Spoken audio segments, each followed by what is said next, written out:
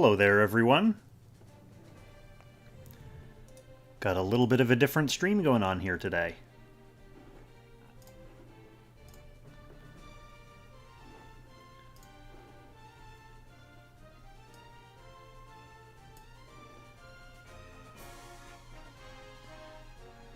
Alright, just bear with me while I set up for a moment.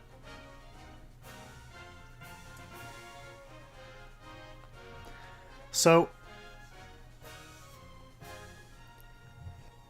one thing I'll clear up right away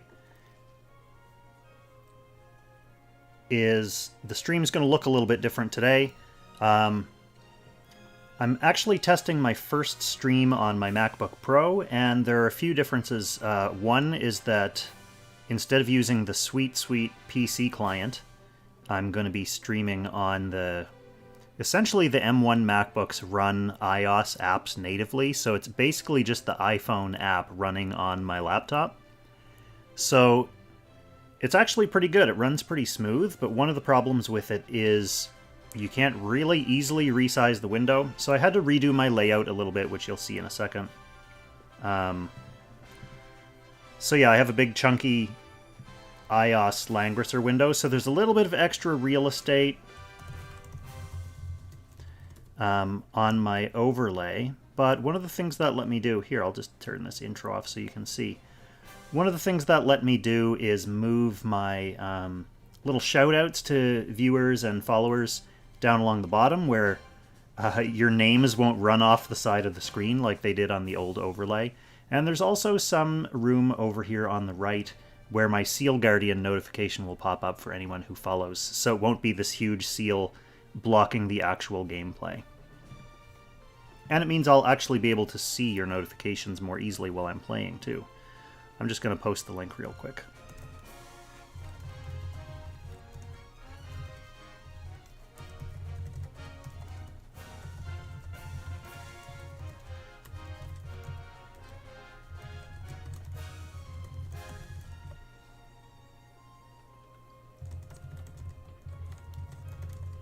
First stream on the MacBook.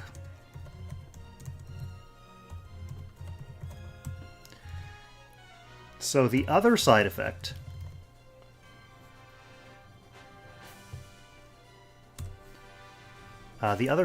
of this stream will probably be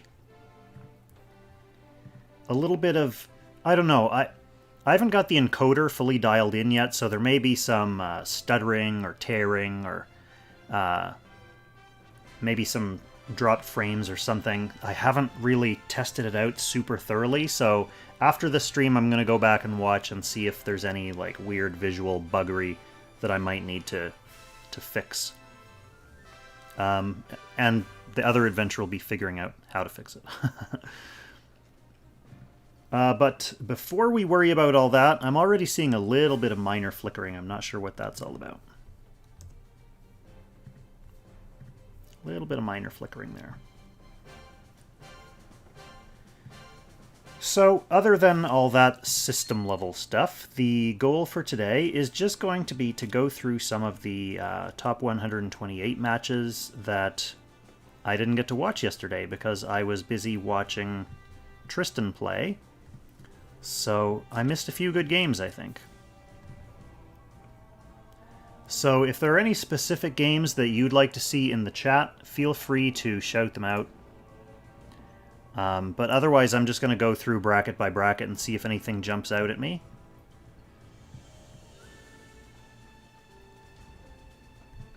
And if I don't review your game, don't be offended.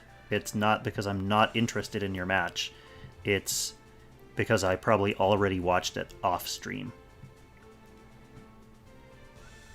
So don't be offended, don't send me hate mail.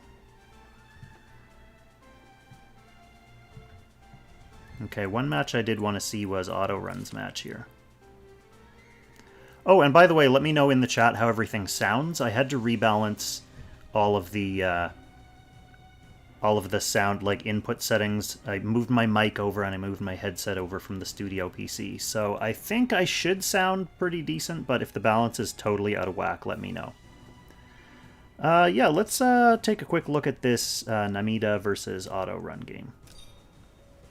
I'm not going to be going into super depth analyzing these matches. I'm more in the mood to kind of chill and just observe. So we can chat while watching. I do want to take a quick look at these boxes first, though.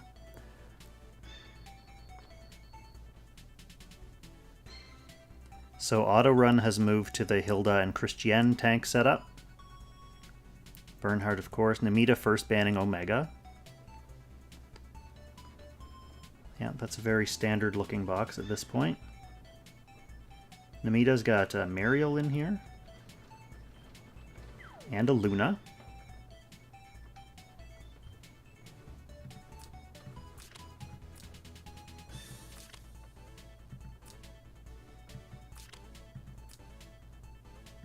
Getting the Luna out second.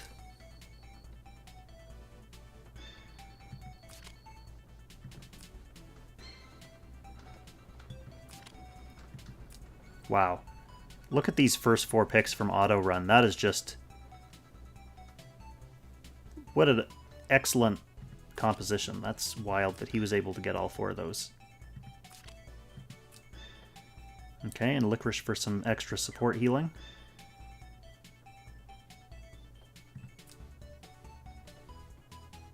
Well, I definitely favor Auto Run's pick ban in this game. Let's see how it plays out.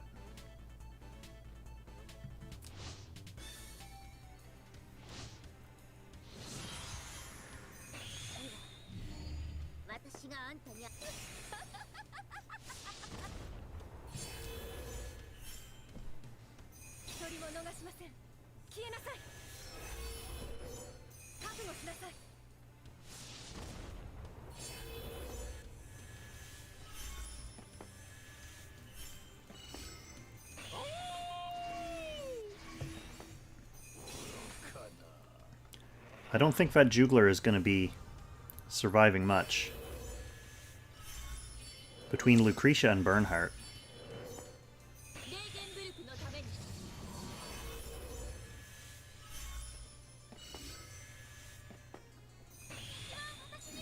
The Bosel alone isn't going to do much to get through this Rosenseal. Much less a Rosenseal with Licorice for support. Yeah, Kampa, this is my first stream from the MacBook, and that means I can't resize the Langrisser window, so I got a little bit of extra real estate on the overlay on the right-hand side. We've got a glorious-looking Grenier standing there. So there's a little bit of extra room for shoutouts along the bottom of the screen and for Seal Guardian follow notifications in that empty space there. Personally, I'd prefer to be able to resize this Lang screen and move it over to the right a little bit, but we're making use of what we got. Interestingly, knock on wood, while the game's running, like while this match is actually on, I'm not seeing that black flicker that I was seeing before.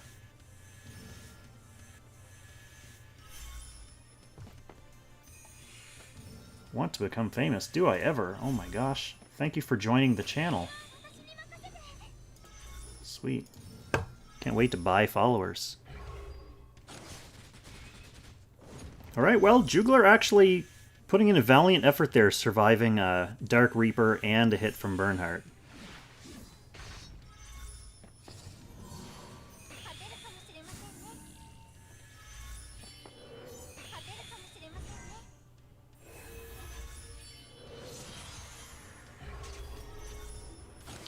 Seeing that Mariel in action... oh, wow.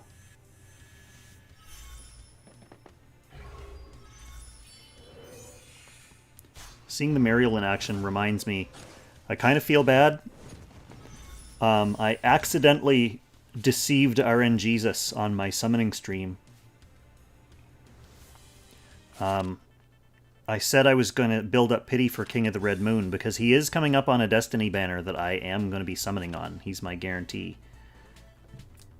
But I forgot that there's a Mariel Destiny banner before that, who I also don't have. So all of that King of the Red Moon pity is actually Mariel pity. And maybe if I had been saying that the whole time, I wouldn't have gotten the bananas luck that I got. Okay, so Namida subs in his Christiane, and he's going to first pick Christiane instead of Jugler, hoping that she manages to tank for him a little bit better than that Jugler did. Okay, getting rid of the Lucretia. He's not going to give Auto Run that full Empire OP composition like he did in Game 1. Still getting Bernhardt and Rosenseal, though. Namida really doesn't want to face that Ultimuller.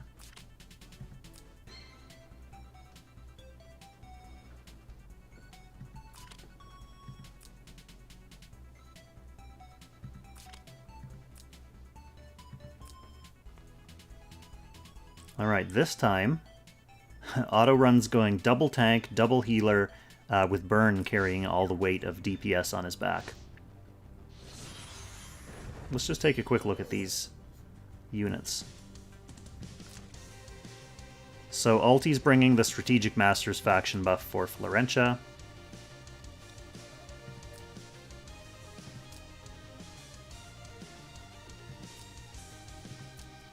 Bozel, no buff for Bozel. Or Tiny Jess, she doesn't have Strengthen.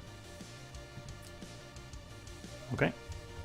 And Auto Run, I believe things aren't going to be too changed from last time.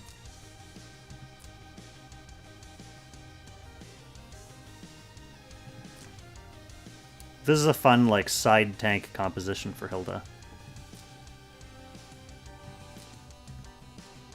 And AoE over here. Which makes sense against Christiane.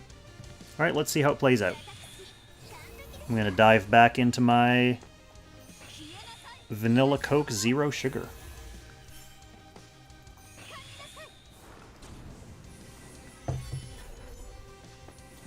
The stream is not sponsored by the Coca-Cola Corporation.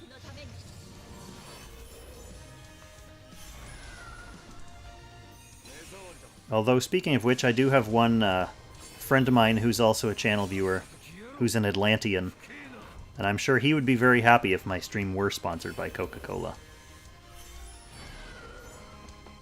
He's a real homer when it comes to soft drinks.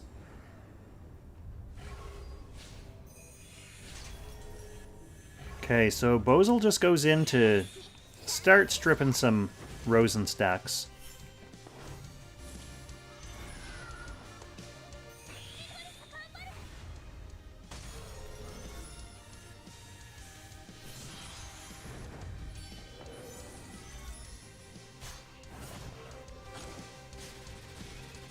Uh-oh. Bernhardt down. So Auto Run is just running 2 tanks and 2 healers at this point. Although Licorice isn't really decked out as a healer, so that is going to have to be... That and the aggro posturing Hilda here are going to have to be his DPS of choice now.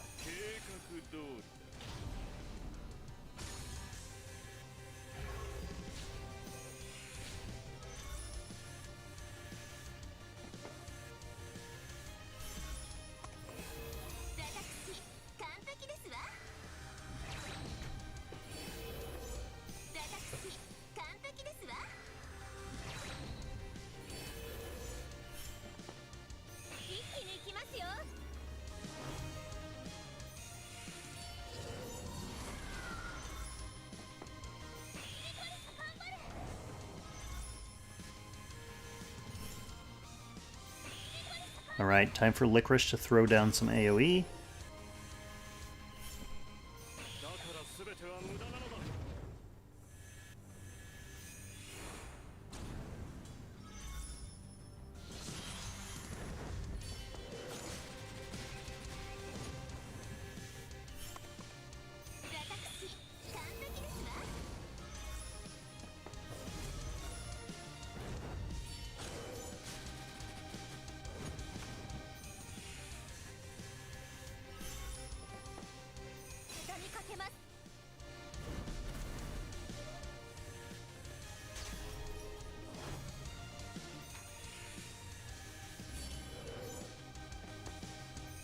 I mean, realistically, Namida's going to have to get through these 2 huge tanks at some point. Auto Run has the damage advantage.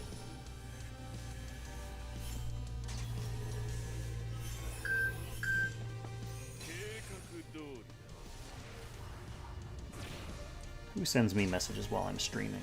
Time to mute that.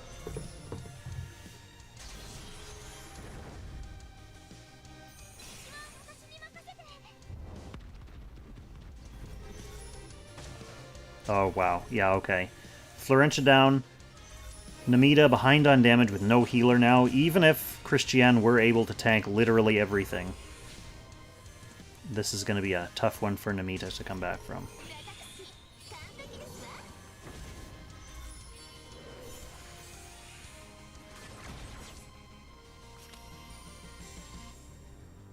I mess you up. It may be clearer. I mean, I'm not running the PC client. I'm running the iOS client, so it might just be higher native resolution or something like that. Certainly the screen, like the game screen area, is bigger.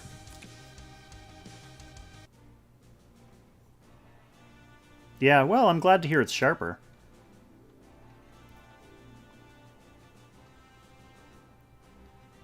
I thought I was seeing some black flicker earlier, but I haven't been noticing that in a while, so I'm not sure if that's just the encoder catching up, or if I still need to tweak some settings. I'm running the Apple software encoder right now, rather than the default, like, X264 or whatever it is.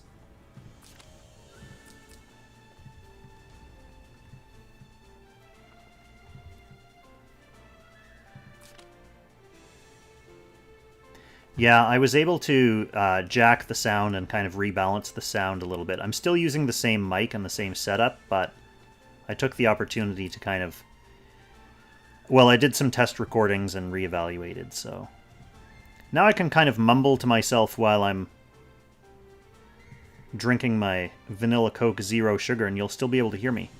Why don't we watch the Joshua game? I think Dango was playing on the Joshua account, so we always like to watch Dango games, don't we? Who else is in this bracket? Yeah, let's watch the Dango game.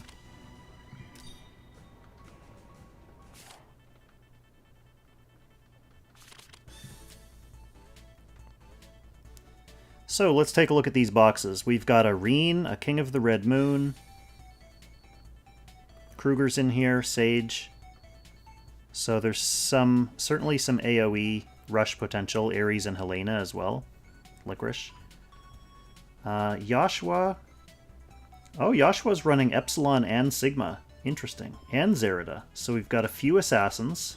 Cherie and Kyra are also obviously assassins. For healers, we've got Liana, Rosenseal, and Wheeler. So maybe no Florentia. I'm sure Joshua has Florentia built up, but this is an interesting box setup here. I'd hope to see Sigma or Epsilon in action, just to see how they're going to play.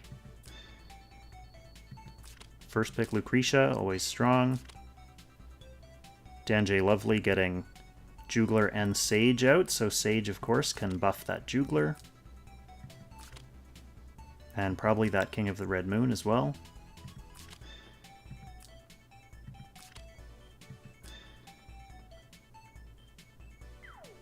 So we're getting a princess buff here for Cherie and Lucretia.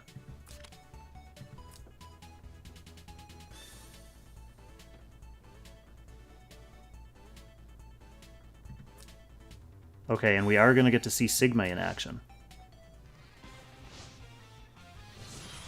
Alright, let's just take a quick look at these units before we get started.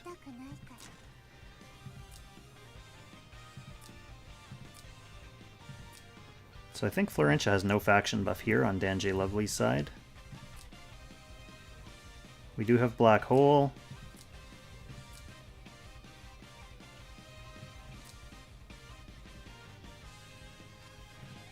Alright, let's see how this plays out. I think I prefer Joshua's composition after ban pick in this one.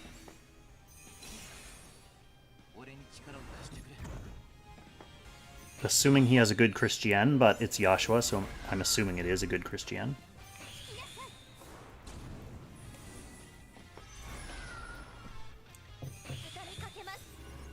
Nice aggressive positioning from Danjay Lovely.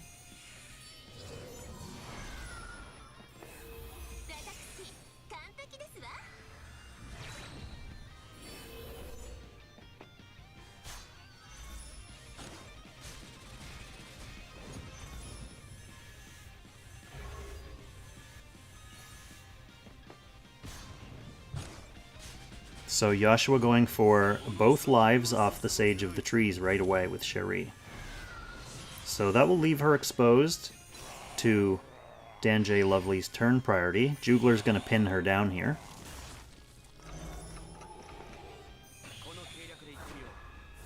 Oh, classic Wheeler tactical retreat. You love to see it.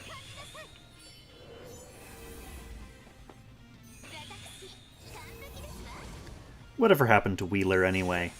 We love that guy. Okay, King of the Red Moon diving in.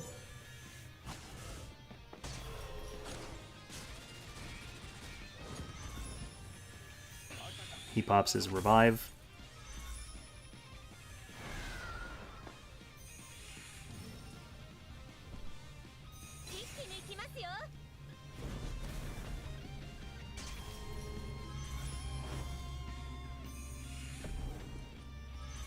Jugler getting the act again. Oh wow.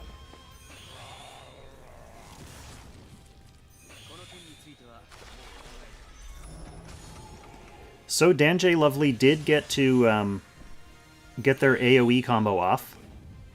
They got King of the Red Moon in, Jugler with the Master Vice, and then this follow-up Black Hole. So that was the strategy that they wanted.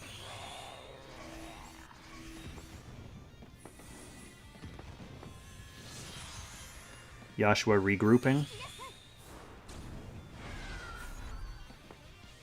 Danjay Lovely, good patient play, regrouping as well, rescuing King of the Red Moon and then backing up.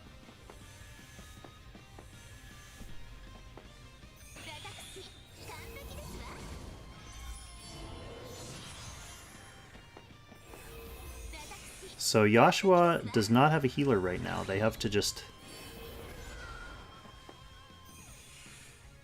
get whatever passive healing they have off. Alright, Lucretia back to full power, moving in, and is able to pop that second life from King of the Red Moon. That's it for Danjay Lovely, so we're on to game 2.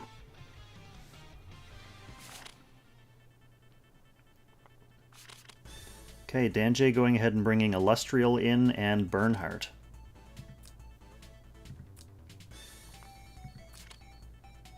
Joshua with first pick Cherie.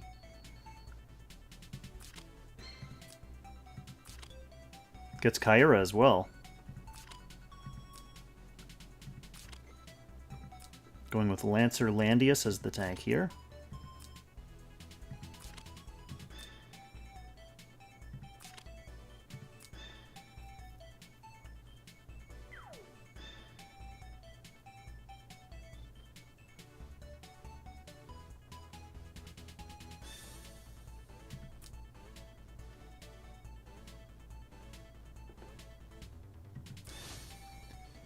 Okay, so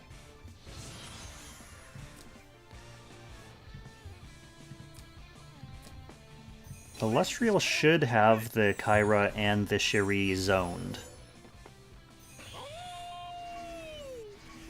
So this is going to be a tricky opening in terms of positioning.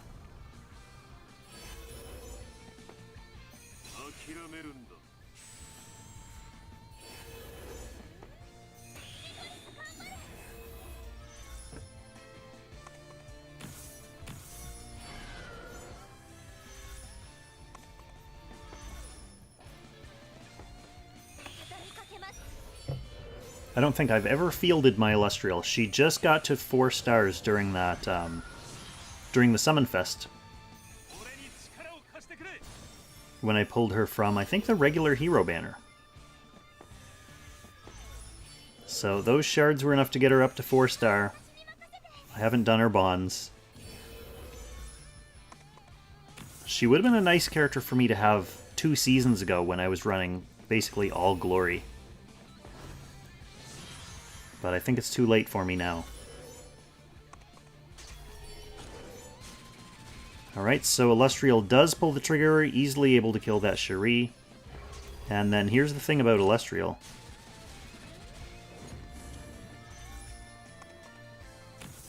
She is definitely a trade character. But that's a good trade. Danjay Lovely still has Helena as a long leg zoning threat.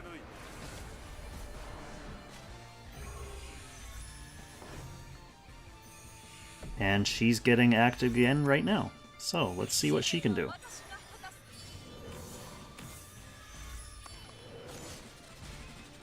Helena going in deep. She's going to take out the Licorice.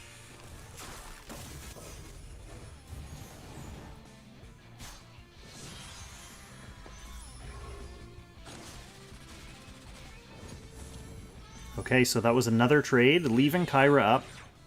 Helena for Licorice.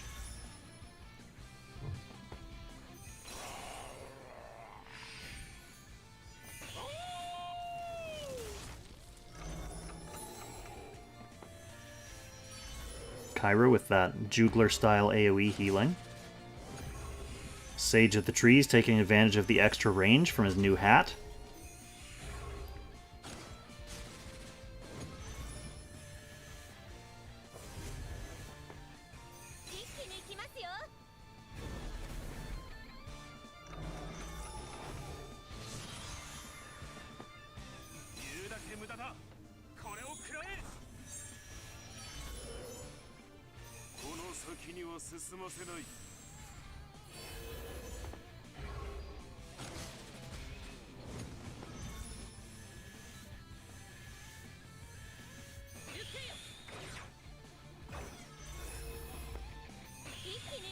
Old Tuna.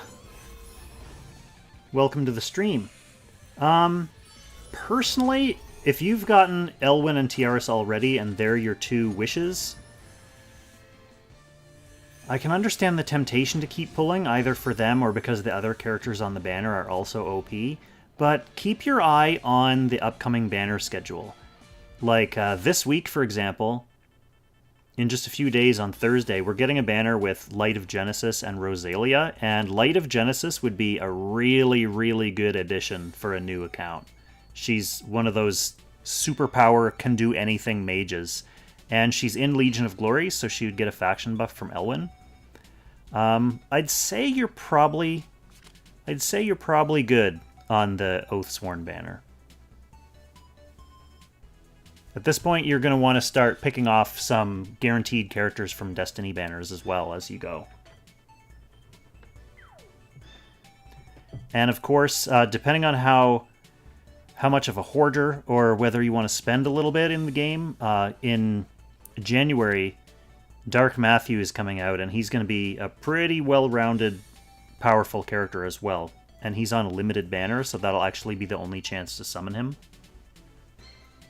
Just a couple things to think about, Tuna.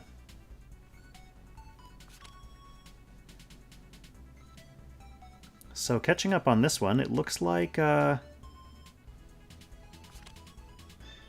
we never got to see Epsilon, unfortunately. We got Sigma in one game, but no Epsilons. So we're getting 2 tanks here from Joshua with Lucretia and Helena. Let's just take a quick look at this.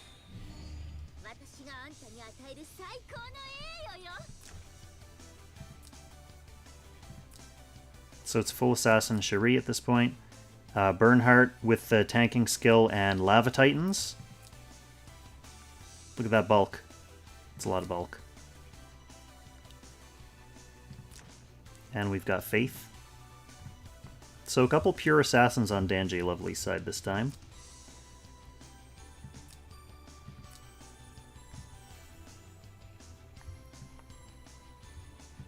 And we've got an AoE Lucretia.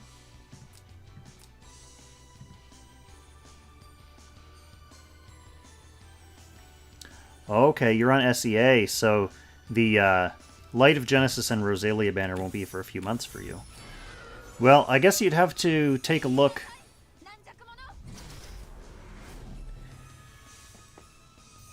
Liana would be a good pick. Some people get a little worried about summoning for more healers after you already have one of the OP healers, like Tiaras, for example.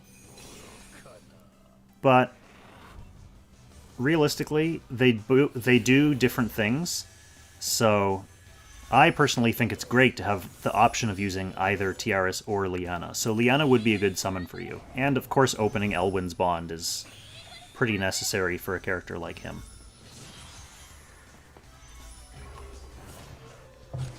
If that's the Liana banner that also has Bozil on it, then it's a pretty good summon because you could... I know you're shooting for Liana, but if you get Bozil by accident, he's another overall very excellent character to have.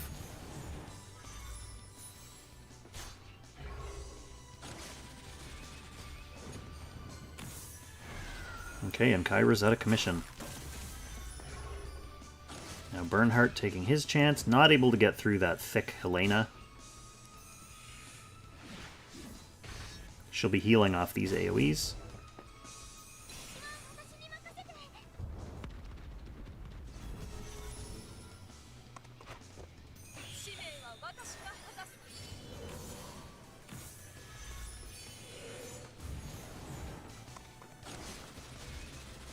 But Helena's able to take care of Helena. So Joshua is down to a wall of tanks and a Lucretia. A Lucretia with no Vance. Yeah, Joshua's going to have to be careful to make sure that they still have a path into the middle, because Danjay Lovely was risking walling him out.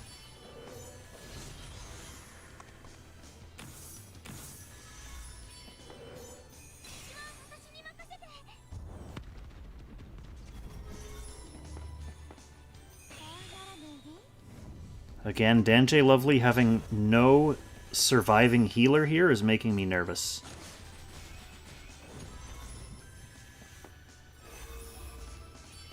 And Sage might just kill himself on Thorns here, yep. So that does clean up the Licorice Tile situation in the middle, but it means that Sage and his Gift of Eternal Life healing are gone. So Joshua looking in a very strong position here in the middle now.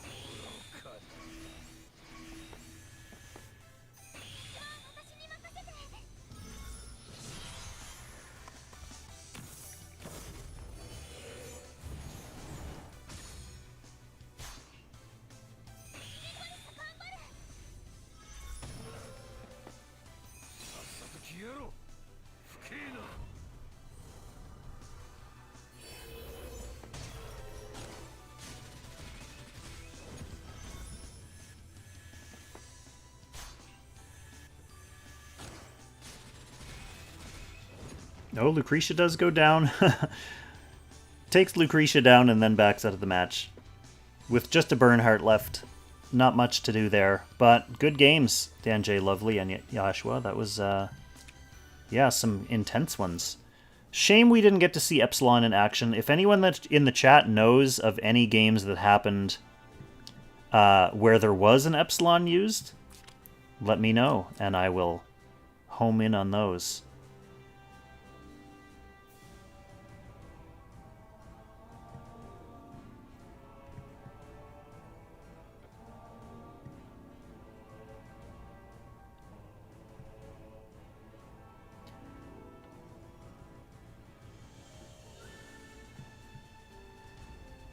Who did Luxid play? We might come back to that one.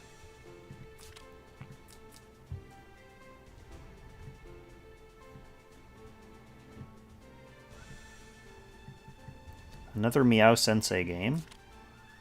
Miyoko played Amuro. We watched the tail end of the Doll versus Will Underscore match. Oh, we definitely have to watch Loomis's match. Loomis versus Winter Essence. Loomis had some interesting games in round one. So who's he playing here? We've got another Luna. Loomis has Vincent. I'd like to see him get Vincent out. I want to see some Vincent action.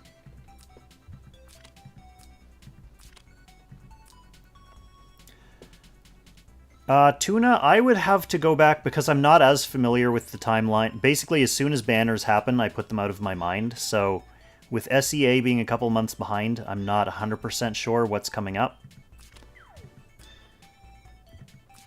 But if you have a chance to get Bernhardt, I would highly recommend trying to get Bernhardt. And since you already have Elwyn, usually the Bernhardt banner is Bernhardt, Elwyn, and Leon. So since you already have Elwyn, you'd be guaranteed to get either Bernhardt or Leon.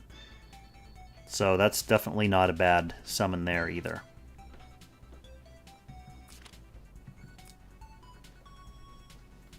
Okay, Loomis getting Sage to buff Kyra and Kruger here is very interesting.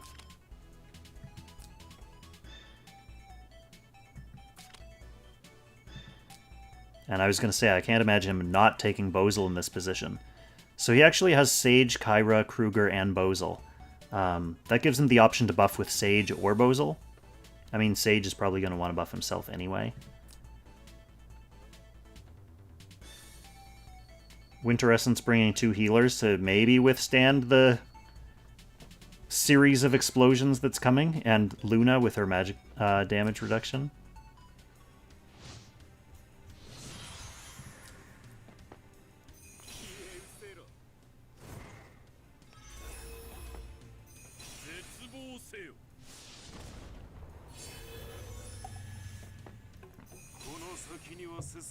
I wonder if this is going to be another heavy RNG battle.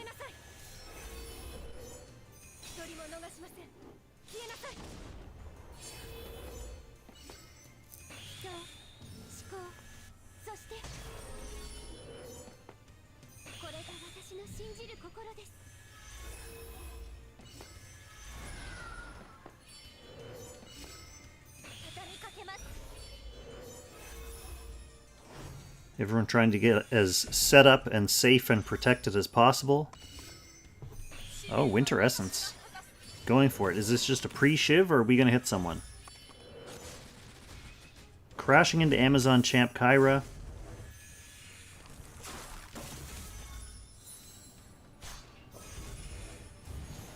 Gonna get some more talent healing off. Oh, wow. So that does basically nothing. That's a... Oh, Bozel surviving with 88 hit points! The faction buff did 13 damage afterwards because he had so few hit points.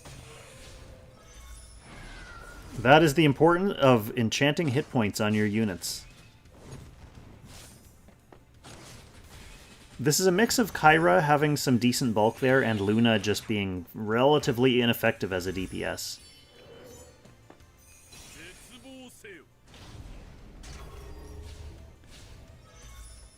Bozel managing to silence Kruger with that initial explosion. Liana just removes the silence.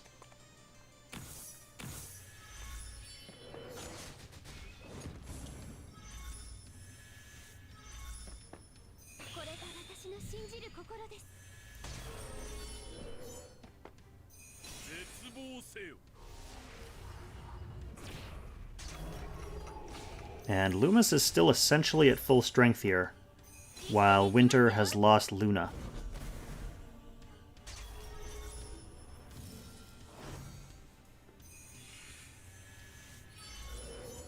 Just clearing some of those debuffs off Helena.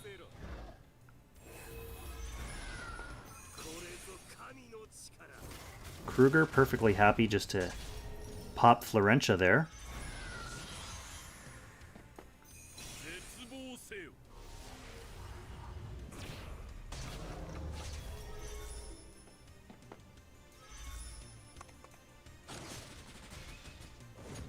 Again, Helena not able to cut through that. The wall of Stone Colossus.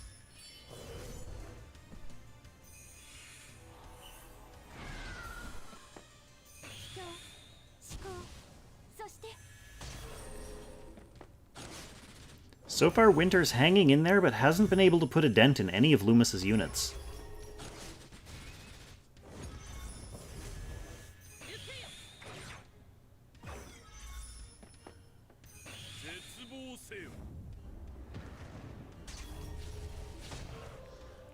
Yeah, and with Helena down, we got dueling Dioses here too.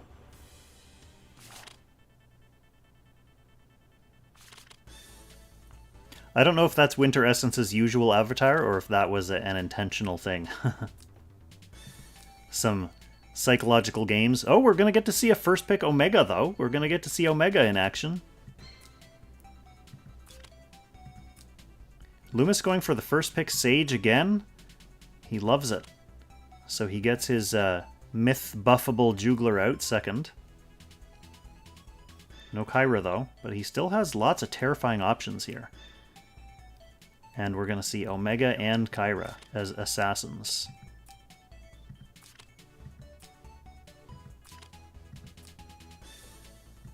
But who are their targets? And then Bernhardt's as the last pick. Alright, let's see if Winter is able to assassinate anyone, or if Loomis's bulk is too overwhelming. This is a thick, thick Kruger.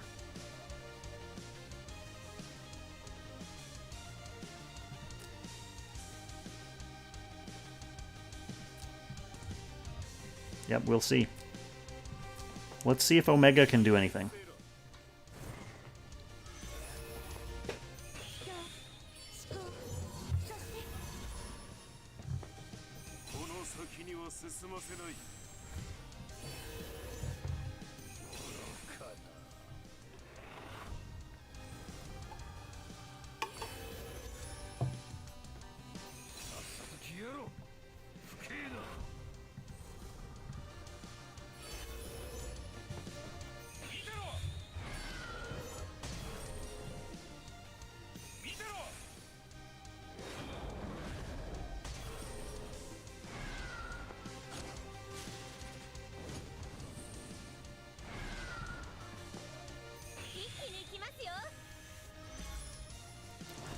Siren, I think you should ask fellow chatter Campanella about Shilinka. I have not really had a chance to use her.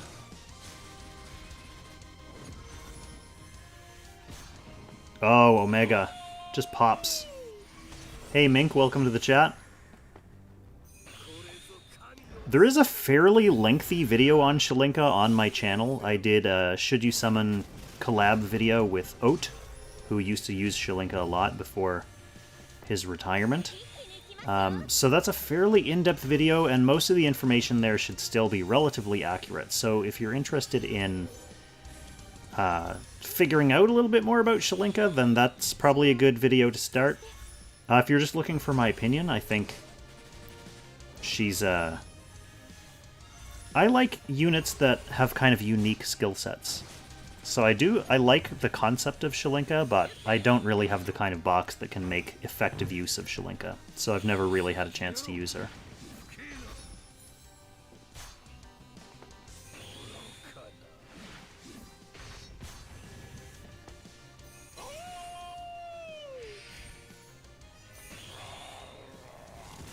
Okay. Loomis just going for the straight up AoE charge into the middle.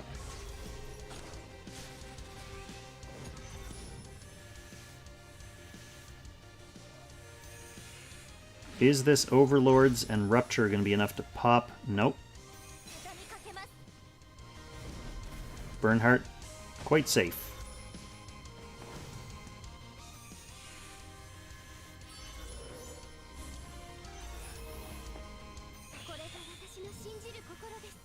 Winter's Burn getting the act again.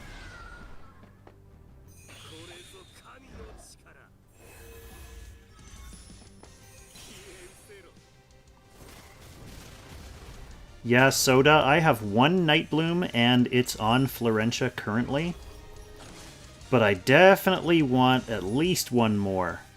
I'm not planning on putting Licorice in my box, so I don't necessarily need one for her, but there's a character that I'd like to have one for when I do start using them. Alright, and that is going to be it for Loomis. 2 games over Winter Essence, so GG to both Dioses.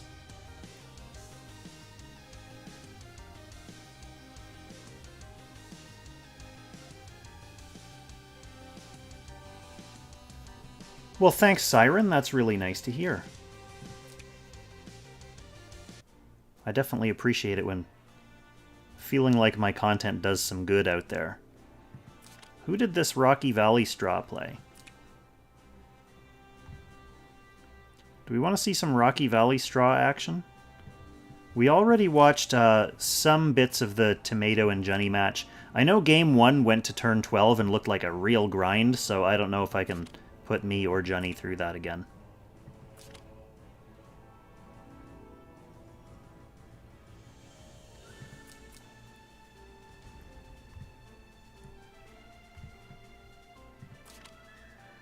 We could watch B-Guy versus Zelda. I haven't really seen any Zelda matches this season. I didn't run into Zelda during ladder. I did last season, but not this season. So, since we got to see a little Omega action in the last game, why don't we see if Zelda can treat us to some of his favorite character. Alright, we've got an Epsilon here, a Sissy White, a Himiko, a Towa, a Tsubame. This is an interesting box. Yes, I'm excited to see B-Guy matches now. Zelda has Eldedo in his box. I did for the last, 9 games of ladder. She helped get me into the playoffs, so don't mind seeing some Eldedo.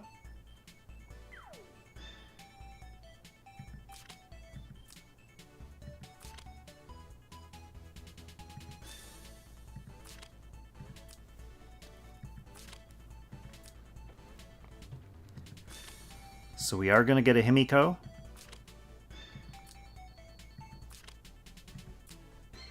We are going to get an Omega. 4th pick. Omega and Kyra and Cherie on this side. So we've got a lot of assassin options. And then Hilda and Christiane on B-Guy's side. Florentia picking up for the healing. And Zelda getting a couple tanks as well. So a 2-tank, 3 assassin setup for Zelda.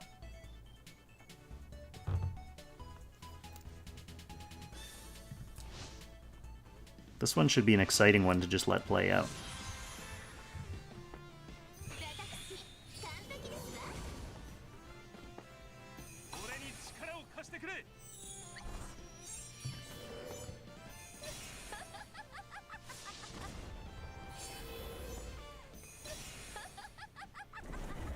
Lots of Hilda cackling to open up the match.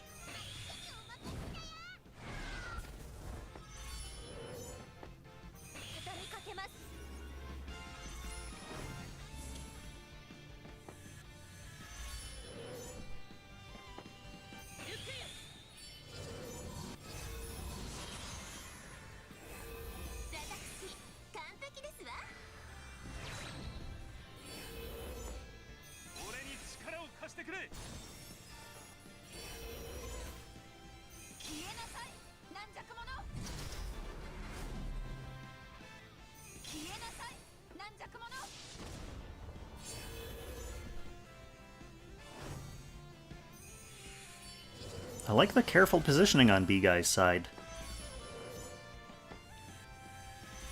Perfectly content to be patient.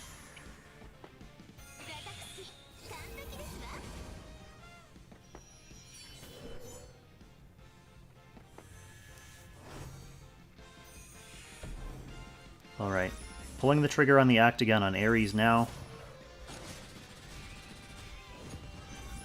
So Zelda has to make a move. Goes ahead and takes Florentia.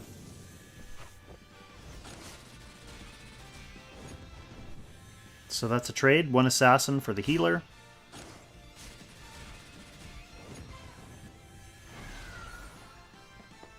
Cherie, the old hit and run move. So far, Zelda coming out on top on those trades. We've now got a 2-tank versus Himiko versus 2-tank. Yeah, 2-tank plus Himiko and 2-tank plus Omega and Cherie. So Himiko unloading back-to-back 3Cs here. Could be potentially devastating for Zelda's backline assassins. Yeah, Omega was stuck. Omega was stuck. His mobility was nothing, and he had to just die. So Himiko hanging out back there. Her talent teleport has been popped, but she's hanging with her 2 tanks.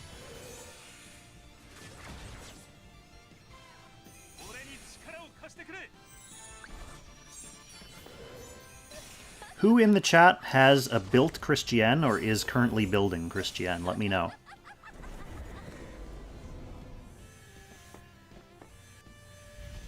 I'm slowly sharding mine up in the background. I'm not really necessarily planning on putting her into my box as one of my main tanks.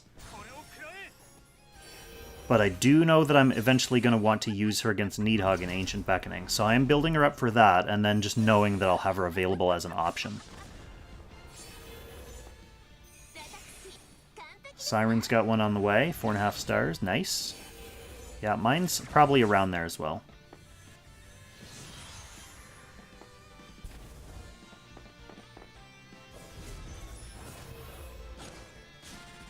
Soda, of course, rocking the Meteor Christian. Love to see it. Oh, and there's Kyutaro with the 6-star Meteor Christian. A Meteor Christian.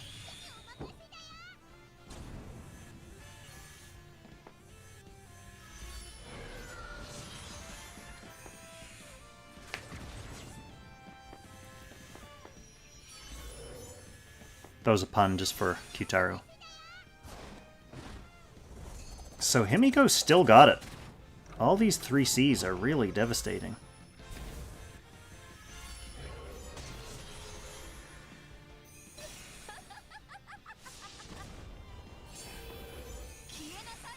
B-Guy with a stranglehold on the middle of the map here. 2 solid tanks, and Zelda's character is unable to move.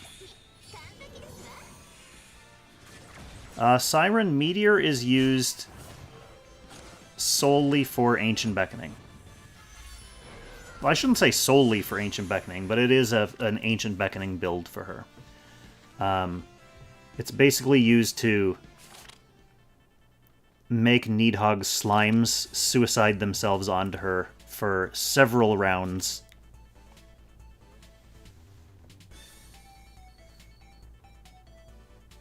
I don't think people are using Meteor in PvP. So how is Zelda going to adapt to that? Oh, we're going to get a second pick Sissy White out. I can't wait to see Sissy White.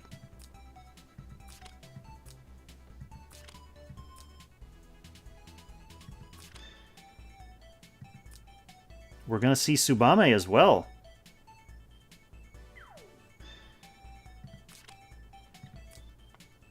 And Toa.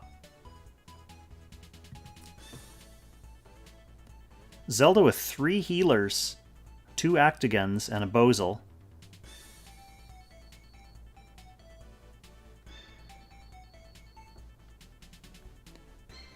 He does have the capability of faction buff all of them. Let's see if Zelda does bring faction buff coverage to prevent Toa from guard ignoring. So he does have Bozel's faction buff, and she has the Empire faction buff to cover Florentia. So yeah, everyone does have a faction buff available.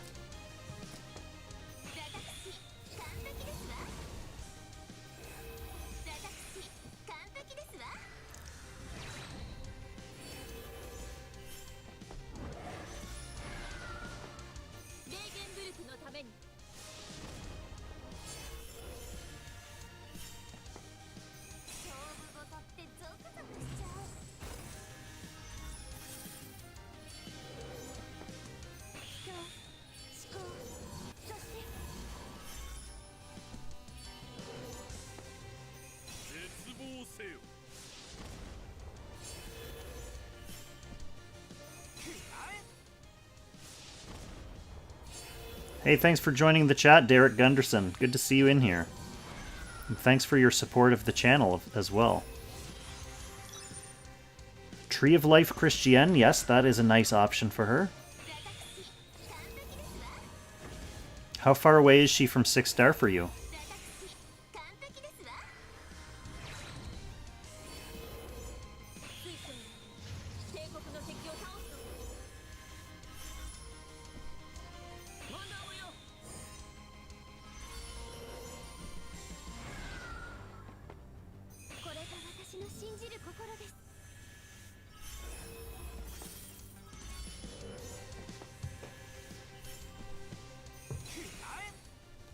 The only thing that Zelda can really attack with is that Bozel.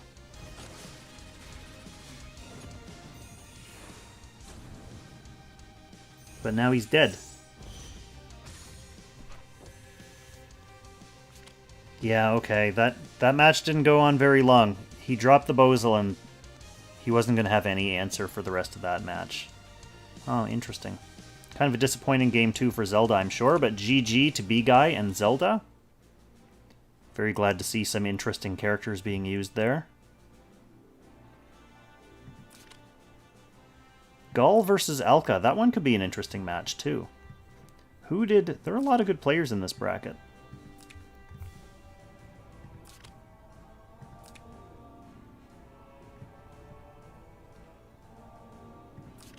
Let's watch the Gull match.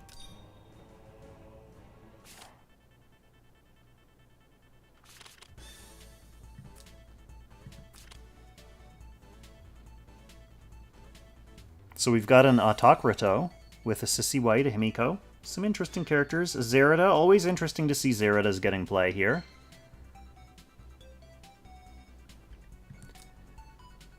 Alright, Soda. We'll check out Nitro when we get there. I forget what bracket he was in, but we've basically just been going kind of bracket by bracket, so we'll see him. We'll see his little shining face show up.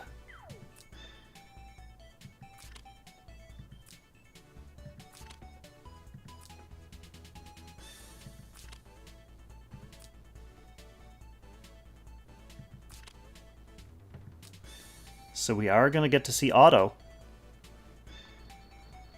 Lots of Tensei here.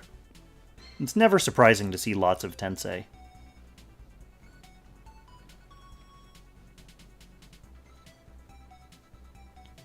This team looks a little less focused to me. Lots of AoE options, though, that's for sure.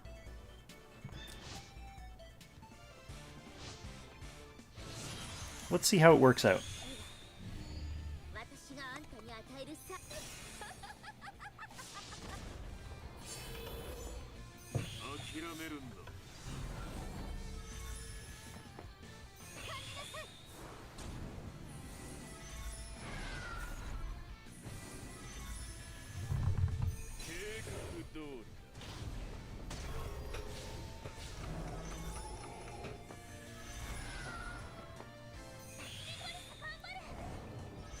Yeah, Tensei has been getting arguably a little bit too much love over the past several months.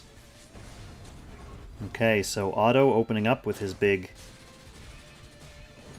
just enough to shuffle Alka's team and then croak. It remains to be seen whether that'll be a worthy trade.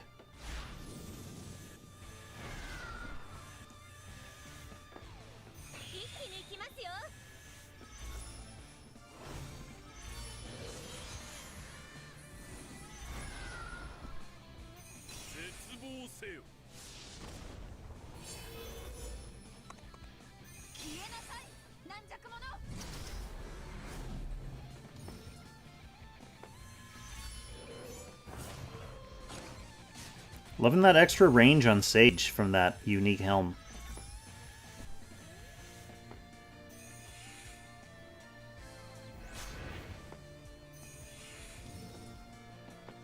A little bit of positional game with Luke, but not able to finish off Ares.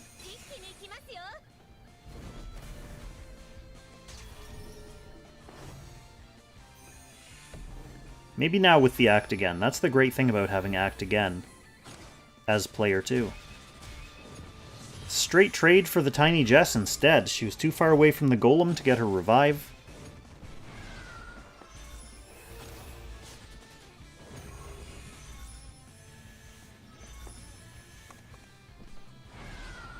Alright, Bozil catches a breeze there, so let's see if he can join up with the rest of his team.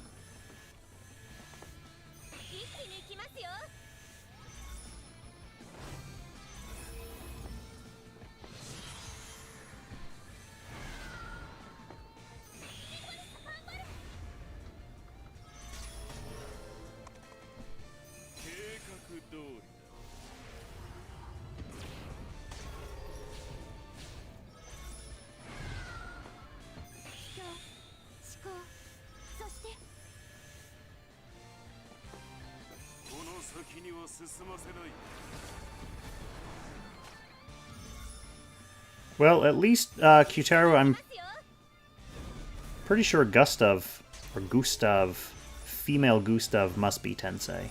But I think Emperor Lavina and Saint of the Ark, since they're like current day versions, they're not versions of the characters from Langrisser Reincarnation Tensei.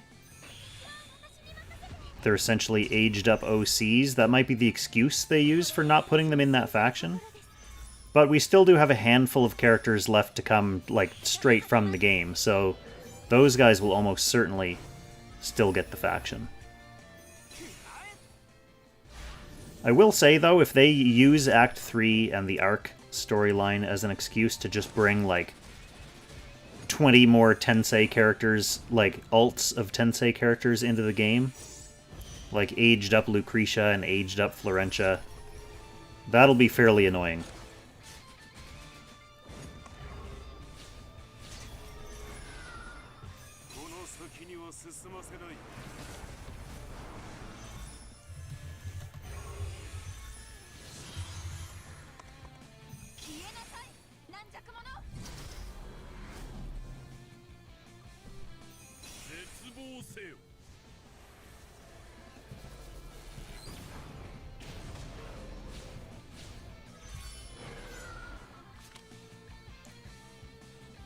Yeah, I guess Lavina is Tensei. He's a protagonist, Tensei, and something else that's not Empire. I remember it being hilarious that his name is like Emperor Lavina, and he doesn't have Empire in his factions. Did they tease a new Florentia?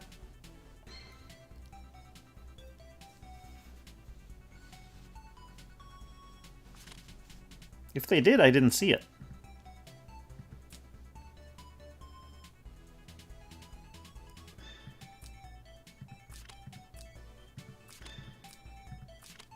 So Alka getting that Bozel out again. And Sage.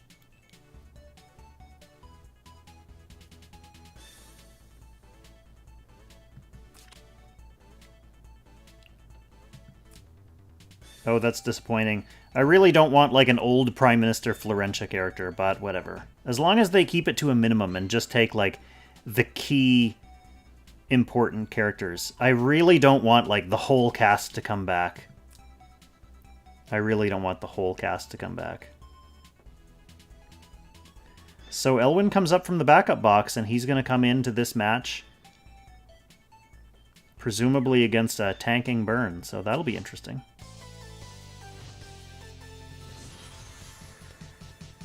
No, it's definitely, you're right, it's definitely going to be Florentia. It's not going to be a different character.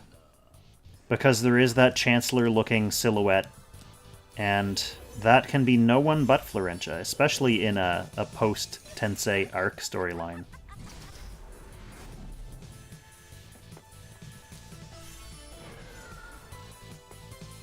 Alright, Kyutaro, have a good night. Thanks for stopping by.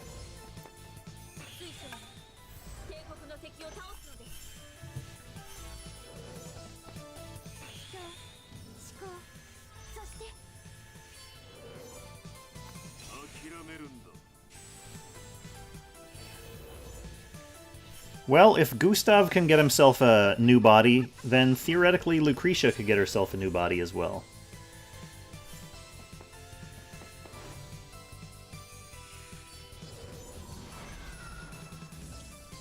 I actually think it would be really cool character design if the new Lucretia was literally just the golem as a kind of like rundown old beat up golem with Lucretia's mind in it. So there's no little lowly character, just like a old haggard like robo golem, but it's called Lucretia and it has her voice and stuff. That would be pretty cool.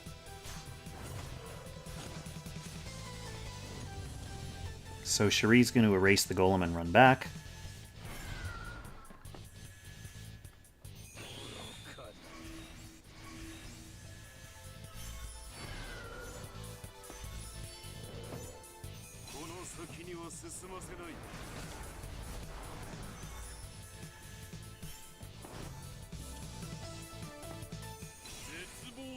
Bozel going ahead. So not only is the golem dead, but Lucretia's also at least temporarily silenced.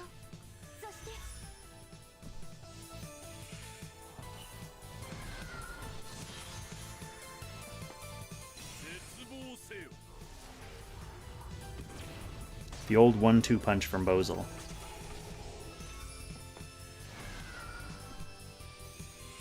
Taking full advantage of those Sage tiles, too. Alright, but Gall manages to get the team healthy again. One nice thing about having 2 healers.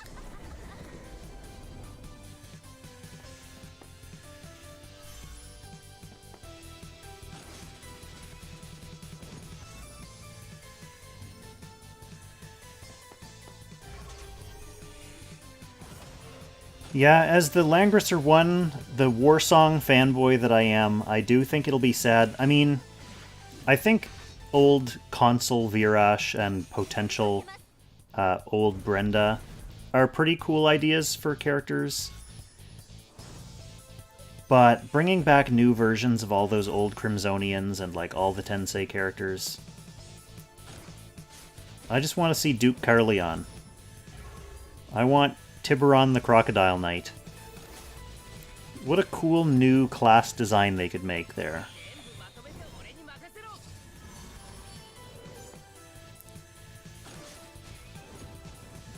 Oh. Alka's team is getting chewed up now.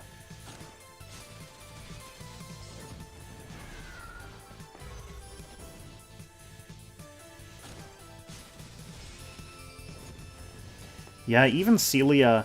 I mean, Celia is one of the least interesting characters from Langrisser 1 for me, just because she's such a minor, unimportant character. And she was designed as an R character in this game, I think. So Gall takes game 2, evening up the series 1-1.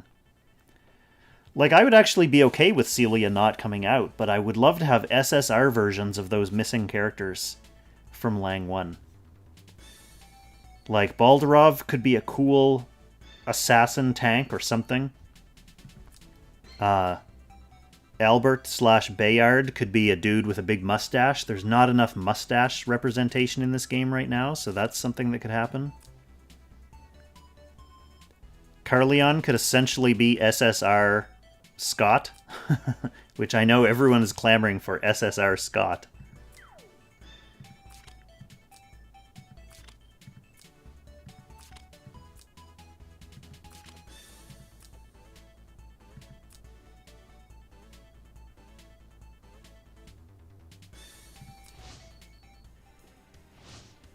These are tight games here between Gall and Alka. Similar team comps.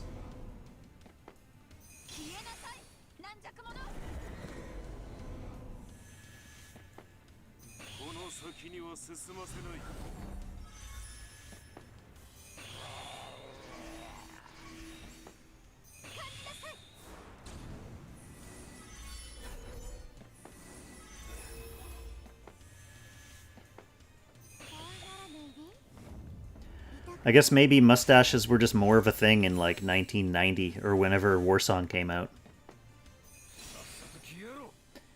Aaron. Aaron is the... Well, it's funny that you mention Aaron because he's essentially the Bayard of Langrisser 2.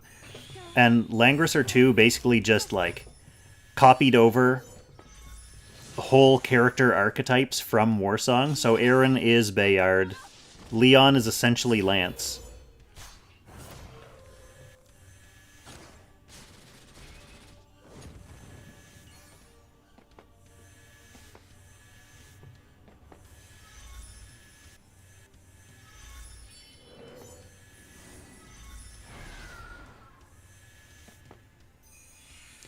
I think we're talking mustache as distinct from a full beard, because that's kind of cheating.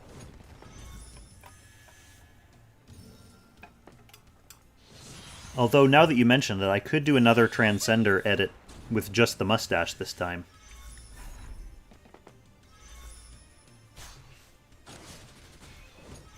So Gall is picking away at Alka's team from afar here. Alright, time for Alka to get a hit in. That's the second time we've seen a Kyra counter-killed by a Tiny Jess so far tonight. And now Lucretia finally punches through that Hilda, so that is both of Hilda's lives down. Gall's team is fine, and they have lots of range. Alka basically needs Cherie to get her snipe back and somehow creep in while staying safe from those mages.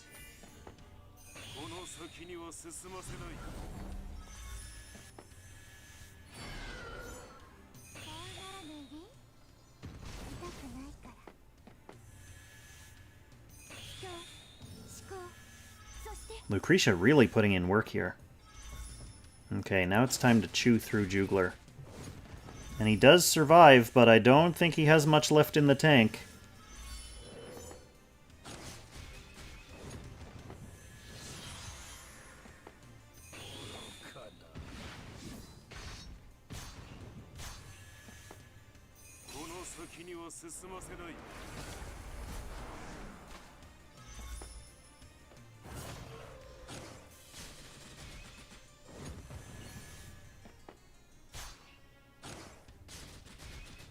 Okay, Cherie does creep in and kill the Tiny Jess.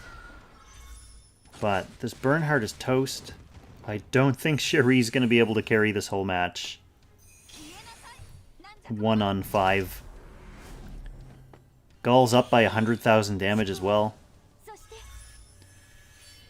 Fully healthy team clustered around a tank. Alka's going to make a run at it, though. Let's see who he can pick and run.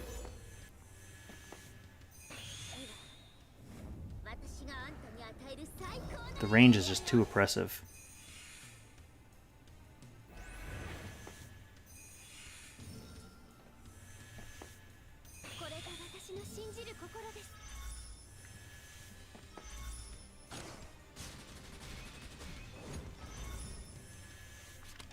And that's it, so Gall takes that one, 2-1. So GG's to Gall and Alka. Two very tight games there.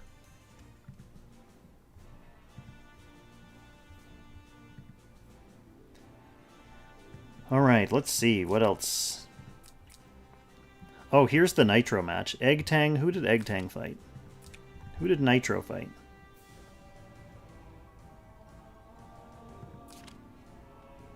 Oh, Linnaeus. Linnaeus is main quarter as well. Sabrak fought Kitten Overlord. That's Meow Sensei's Lushyrus Gate ult. Well, let's watch Nitro's game per the Soda Popinski request.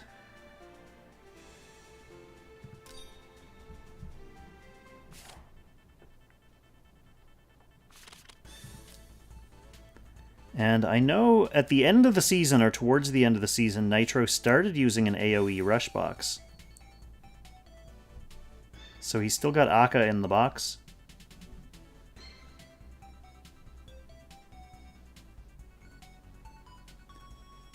He's got Himiko.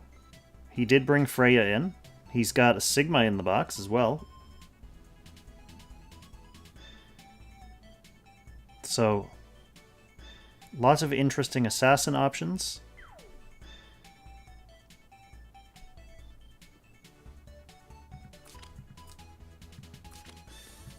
First picking Freya, too.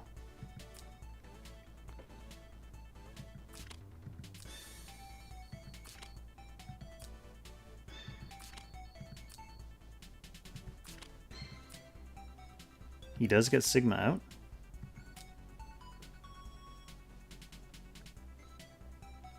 So, nice princess comp here. Going with T-Jess, that's a good pick. Couple healers here. Rosie, I don't know, does Rosie get through Freya?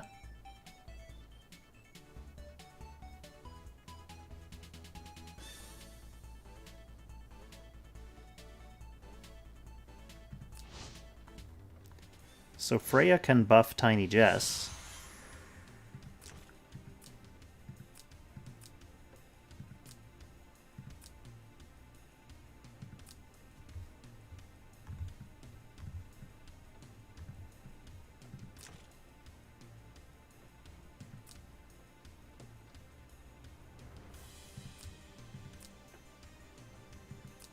There's Jardin to load up the Rosie.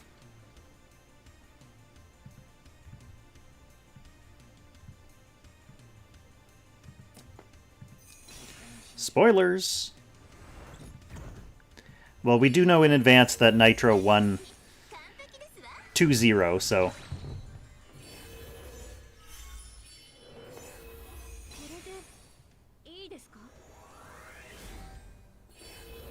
He has faction buff, he has redeemers.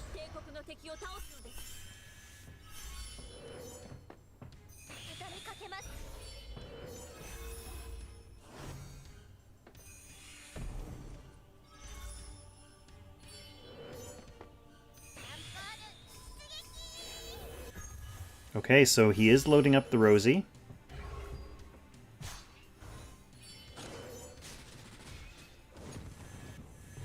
Kyra, not enough to put much of a dent in her. She has been jardined.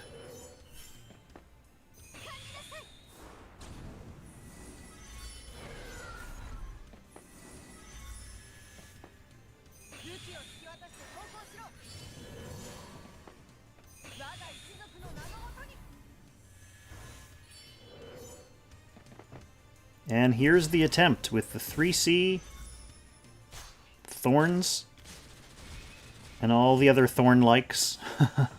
Okay. Yeah, I don't think that's how you get through Freya.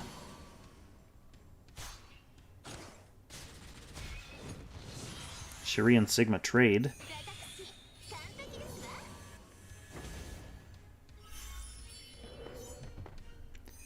250 is pretty good, you know.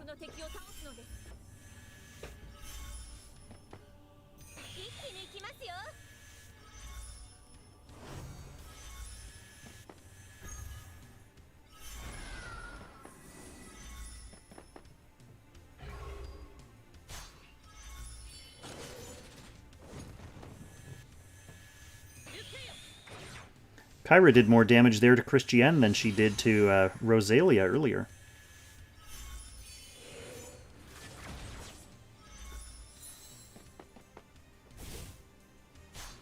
Yeah, I agree, Death Queen. I think that Zilong is definitely banking on people not wanting to unlock every single SP that comes along. Either that or they're trying to create that kind of situation where we have to prioritize and pick and choose which characters we upgrade. But for long-time players, like day one players who have been playing and just like gathering controllers and letting a big old pile of controllers gather dust, they're easily able to unlock every SP class that comes along.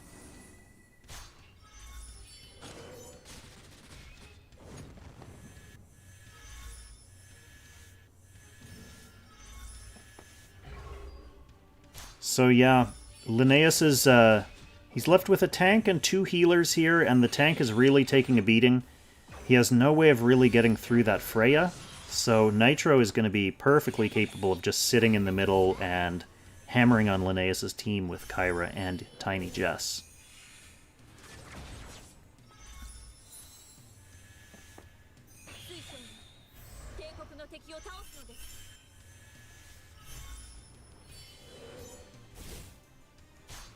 I think as far as controllers go, I just bought Sage's hat, and I don't think I'm really buying anything else until probably Epsilon's weapon, which is in like 4 months. I'm going to be skipping Lewin's SP, going to be skipping D-Heart's SP. I'm kind of on the fence about Lana's SP. Like, I don't think she's going to end up with a spot in my box. If I was going to build her, it would just be because I already have her gear, and because I already have her built. So she's fairly cheap in terms of, you know, fully investing in her. She's already halfway there. So, kind of on the fence about that. I know I'm not going to use her. But that's the only really tempting one. I would have loved to have built D-Heart, but his SP came out and doesn't look super good or compelling.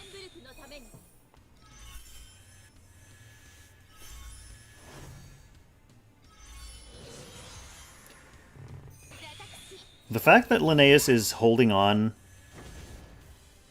this long with these 2 healers just keeping his tank built up, I mean, he's not really putting any damage on Nitro. If this ends up going to like turn 12...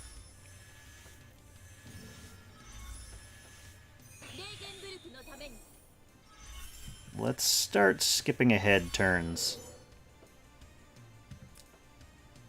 Here comes the fog. Fog's coming in a little bit more. Healer rejig. Oh, that's going to be it. Yeah, that's it. All right, let's go to game 2. Well, no one here will be surprised. I'm very interested in seeing what the Transcendent one's unique equipment ends up looking like. Nitro going with first pick Freya again.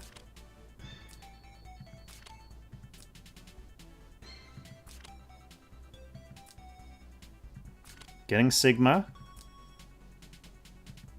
So Lyrical has Elwyn and Toa this time.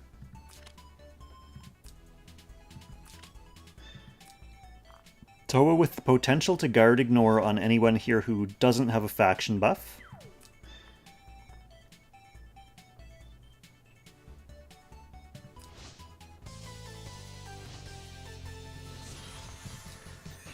Every time that music comes on, it blows my eardrums up.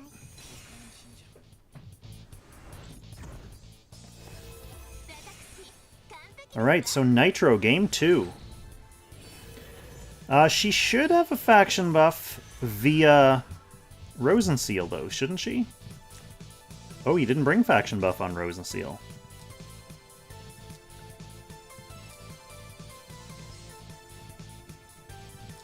Well, that solves that problem.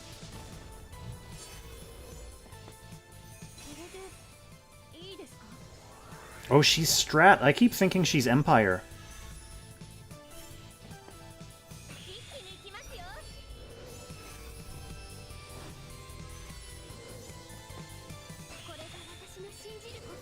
Yeah, the white hair Matthew, the Matthew from the future. The Cable Matthew.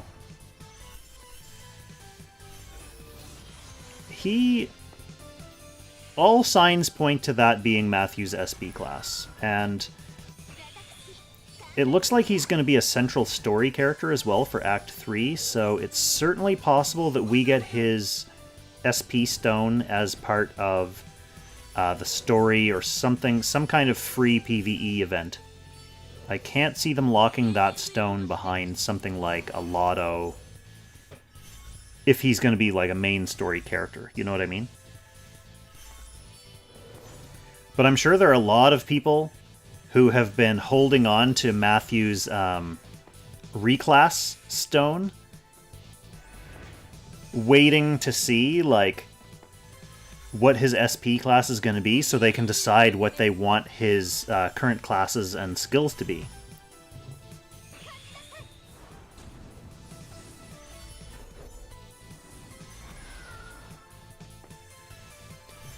Just another guy. Most of us in the chat are also on Discord, and there's a channel in the Discord for news from China. So everything that happens in China is 6 months ahead of us. So they get stuff on their test servers, and they get trailers and leaks and information that comes out on the Chinese version of the game.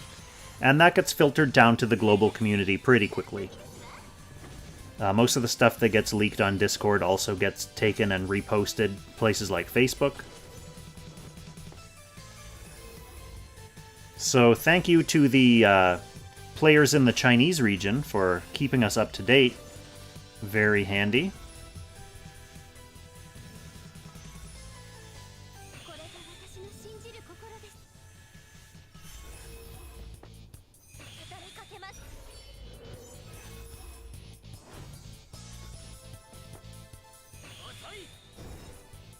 Yeah, Campa, it would be nice if SP Matthew, as an actual good assassin, came with something like, I don't know, adding a Meteor faction buff, or adding him to Meteor faction or something like that.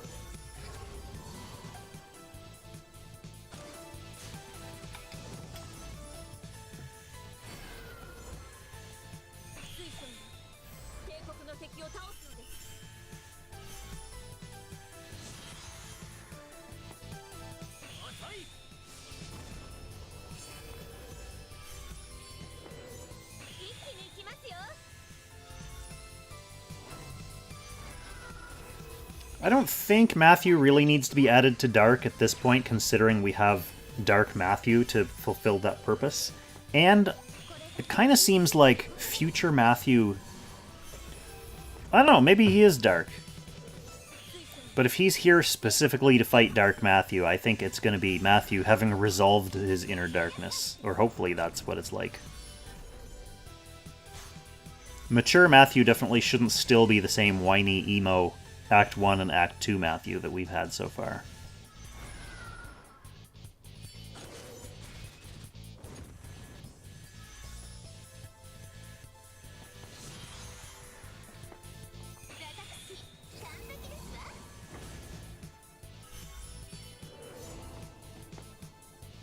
That's a good point, just another guy. Alright, Christiane. Pops a revive.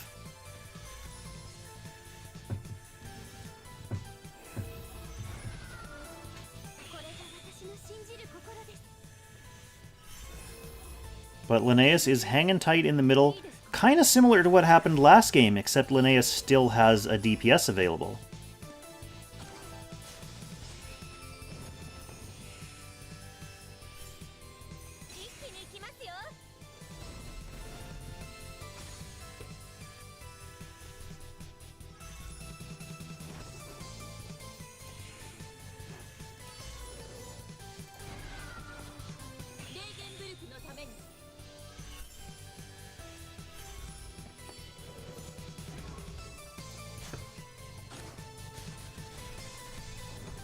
Sigmo sniping one of those healers.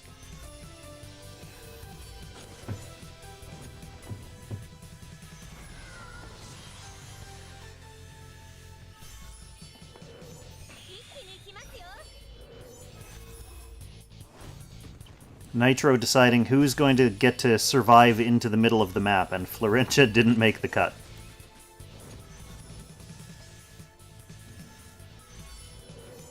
So he's healer free now, other than those gifts of eternal life.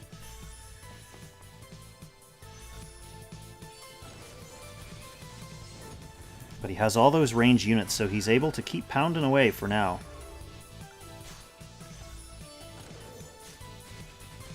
And he does finally pop Christiane's second life. So the clock is ticking now on Linnaeus. Look at this. What turn is it? It's turn 8, and Linnaeus only has 38. Wow. Yeah, just a matter of time there. So, 2 strong games from Nitro versus Linnaeus, but good games. Linnaeus put up a good fight in both those games, so GG both players. G to the G's. One of the Xantsons...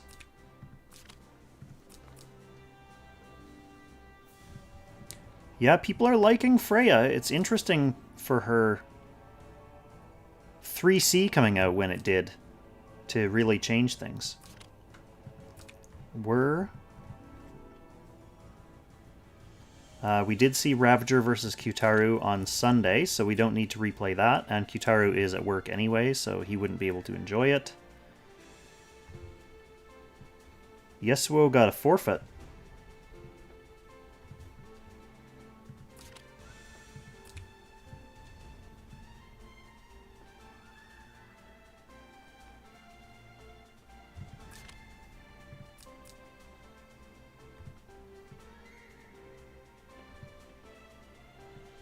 Who did Ichiao face?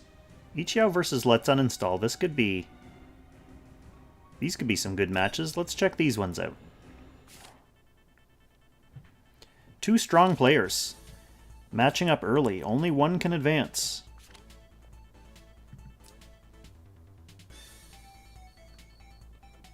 So another Zerida. We are seeing several Zeridas in the top 128, aren't we? My Zerida... I used to have her in my box, but I took her out, and I miss her, actually. But I just don't know if I can... Don't know if I can fit her back in. Maybe I'll try for early Season 9.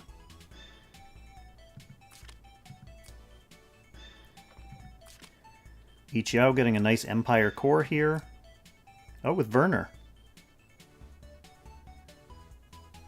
Who's the Werner target?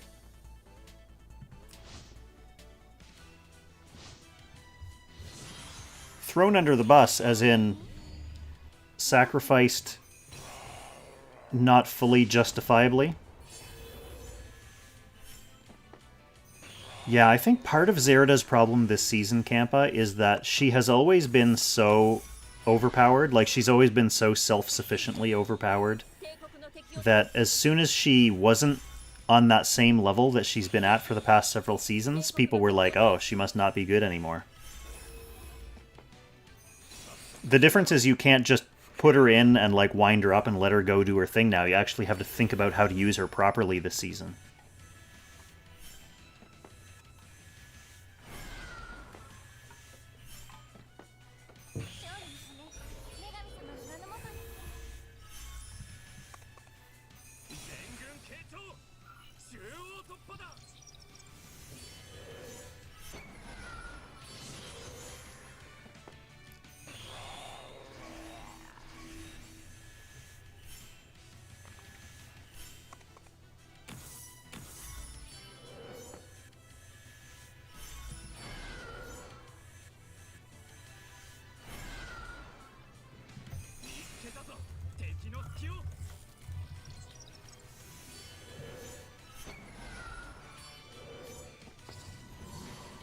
Well, just another guy. At least you do have more opportunities for Hilda.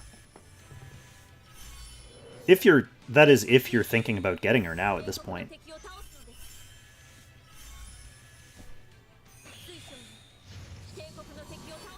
There's the Build-A-Banner in December, which is always a nice opportunity to pick up some missed units. And then she's coming back again.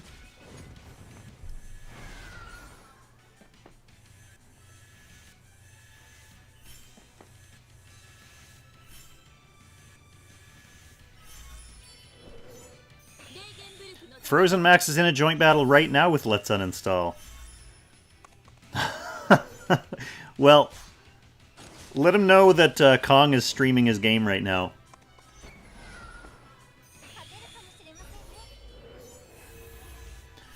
Yeah, just another guy. Matthew. Dark Matthew is definitely one of those characters that breaks the waifu rule for many players. He's pretty much a must summon.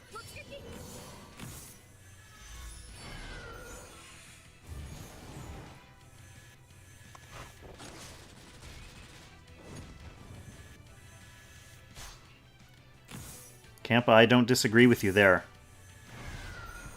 Actually, I disagree in the sense that I don't consider Matthew a waifu, but I do consider Dark Matthew a pretty good waifu.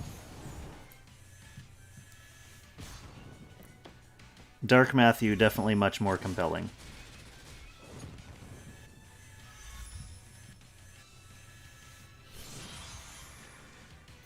Alright, Ichiao's team still holding up strong over here altogether. No Vance, but that's not the worst thing, because Ichiao can just pivot to sticking around the tanks now. Let's Uninstall still has a couple of weapons, though, with Cherie reloading her act again, and Mariel as well.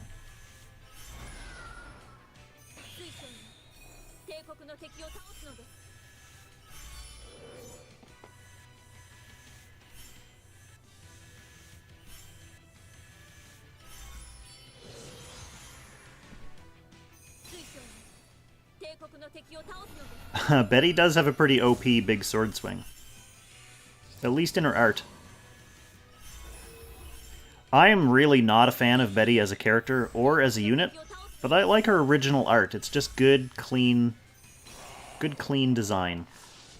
Lady with a big sword.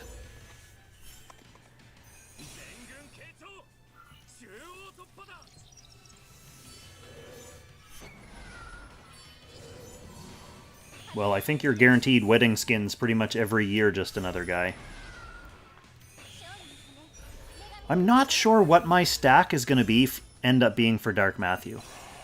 Okay, so Ichiao going in to dive on this team. A good move to pin the Cherie.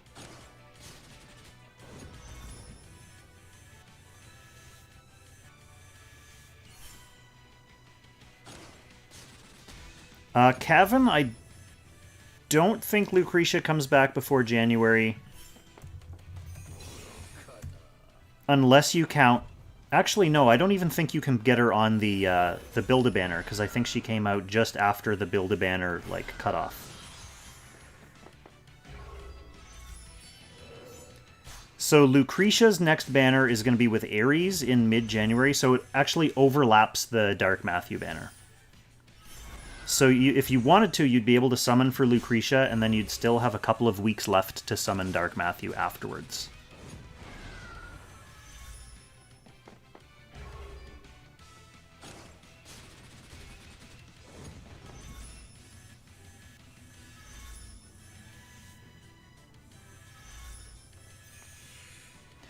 So yeah, I have my guaranteed Mariel and my guaranteed King of the Red Moon. But if I manage to get both of them cheap, then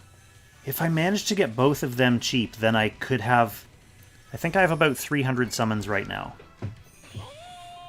So if I have 300 summons, 400 summons for Dark Matthew, I'll feel kind of comfortable. Obviously, I won't be able to go super crazy like I did on the Transcenders banner.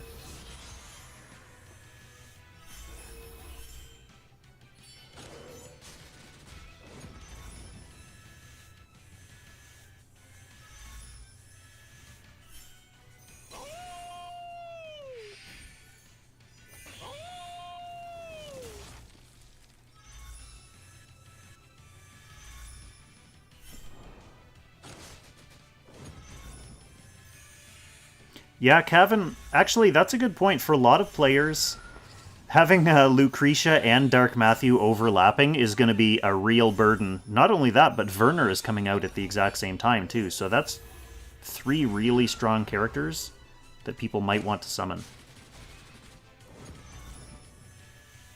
January is going to be tough on tickets, that's for sure.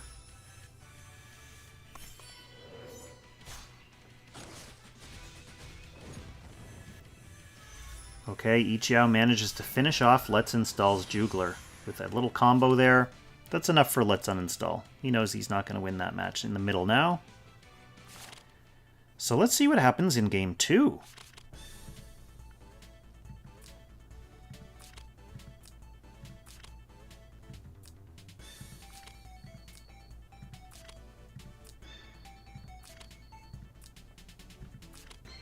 Ichiao setting up a nice Empire core again. Oh, we are going to get to see some Zerida in action.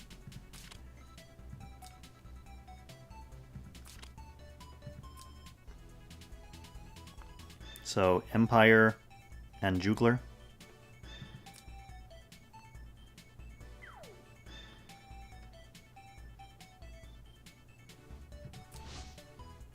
Let's uninstall, hoping to play a range game here.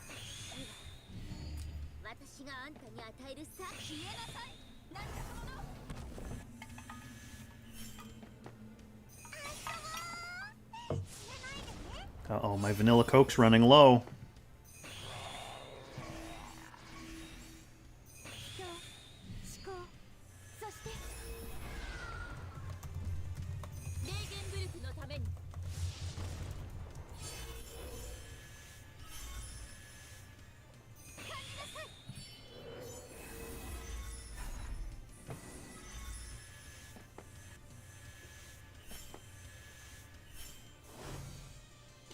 Yeah, that's the struggle for a comp like Let's Uninstall, is he really has to...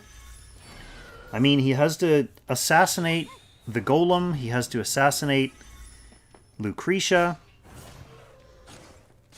Okay, he's going for the Golem, but he's still not going to be able to get the... Oh, he moved back and then got the act again. Oh, sneaky, sneaky. Making me eat my words instantly. Sneaky. Okay, so the Golem is down. So now he still has to assassinate Lucretia. Potentially Helena will come to him. But yeah, the Hilda will be... I mean, if the threats are gone, then Let's Uninstall can theoretically just keep pounding on Hilda with Tiny Jess.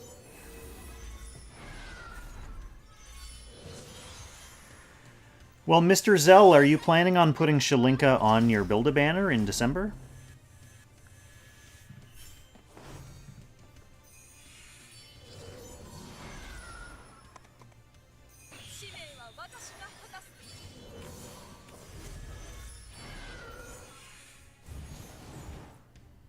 Because I think that's kind of the only currently scheduled opportunity to get her.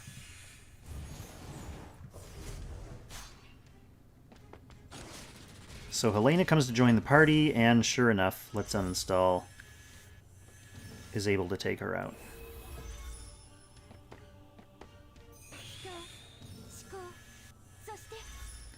Yeah, it should be something like that, Frozen Max. It's around the middle of December.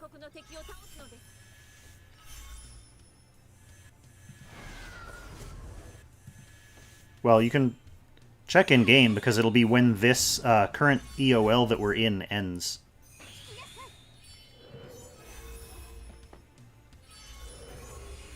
So whatever the expiry date on the current Echo. Alright, so there goes Lucretia. Zerida did her job. She's gonna go hide now. Jugler with just a mean, vengeful splash on that poor defenseless Zerida back there. Yeah, just another guy. The December major update actually doesn't have any new characters being introduced to the game. That's assuming things go the same way they did in China, which we can't actually guarantee. That's actually pretty important. We can't actually guarantee that. But assuming everything goes the same way it did in China, there's a banner where it's like a raid-up banner, but it works like the newbie Oathsworn banner, so you get to pick the 2 characters on the raid-up. And you can actually reset the raid-up a couple times, so you could summon for, you could pick Light of Genesis and Zerida and summon for them, and if you get one, then you could switch who's on the banner. I will say, and I don't think this is spoiling anything, because we don't really have any concrete information, but the strategy squad, our contact at Zelon Games has been teasing for the past month or so that something really big is coming for the holidays, and we keep bugging them to give us details, and they obviously won't give us any actual details. So that has led people to speculating some pretty wild things. Like some people speculating that we'll get Dark Matthew early, which, I don't think that'll happen. That seems like a tall order, especially because he's so tied to the launch of the new, storyline chapters. Other people think it's something probably a little bit more reasonable, like the return of a Christmas-themed event with, skins and different rewards and stuff like that. I don't think we'll be getting, shard bags and gear bags, because those are supposed to be coming with the 3rd anniversary celebration, which is just a month after Christmas, so I'd be very surprised if they gave us something like that a month, just a month ahead of the anniversary. So it's really hard to say. It's really hard to say what the big surprise is going to be, but suffice it to say, they're trying to hype us up for something and not telling us, so we can't... It sucks a little bit because we can't then go out and hype up our communities. That seems like the perfect opportunity, right? For me to be able to come on stream and say, oh, guess what's coming? Maid Narm, yeah, and Gerald and Layla shards. But we can't really do that. And it's not because we're, contractually obligated not to say, but they're literally not telling us. The only thing they're saying is that it's super exciting.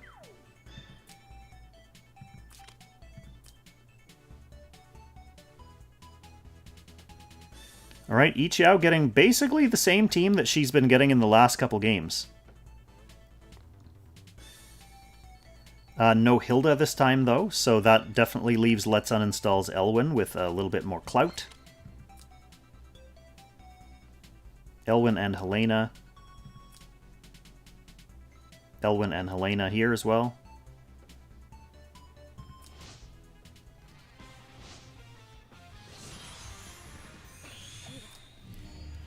Well, Death Queen, that would be more of a in keeping with Zelon Games style holiday reward, one Trinity voucher. But the fact that they're hyping it up to be something super exciting, you know, that might be 2 Trinity vouchers.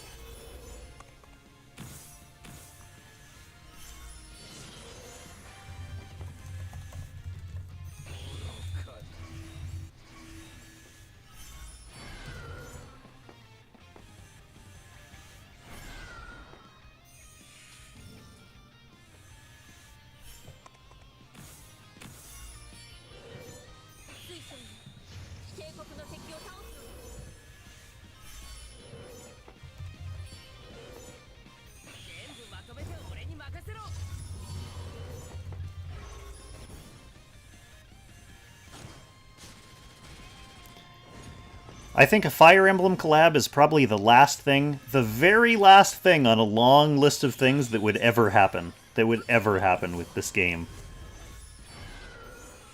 I think the servers would get shut down 1,000 times before we see a Fire Emblem collab. Oh, Elwyn fully dead right away.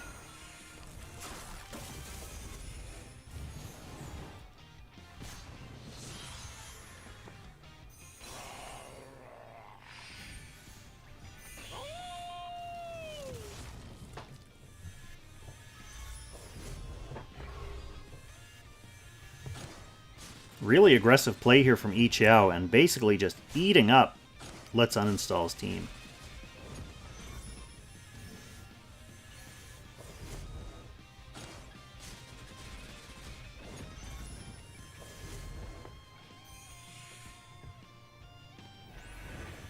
There's an Ichiao right now.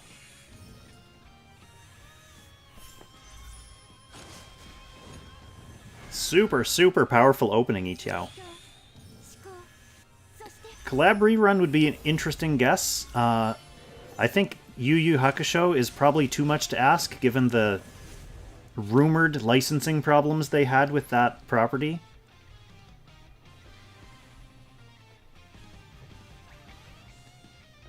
So GG's to Let's Uninstall and Ichiao. Those were some of the sweatier matches that we've watched in the top 128 so far. 2 really powerful players meeting this early, so it'll be interesting to see what happens next.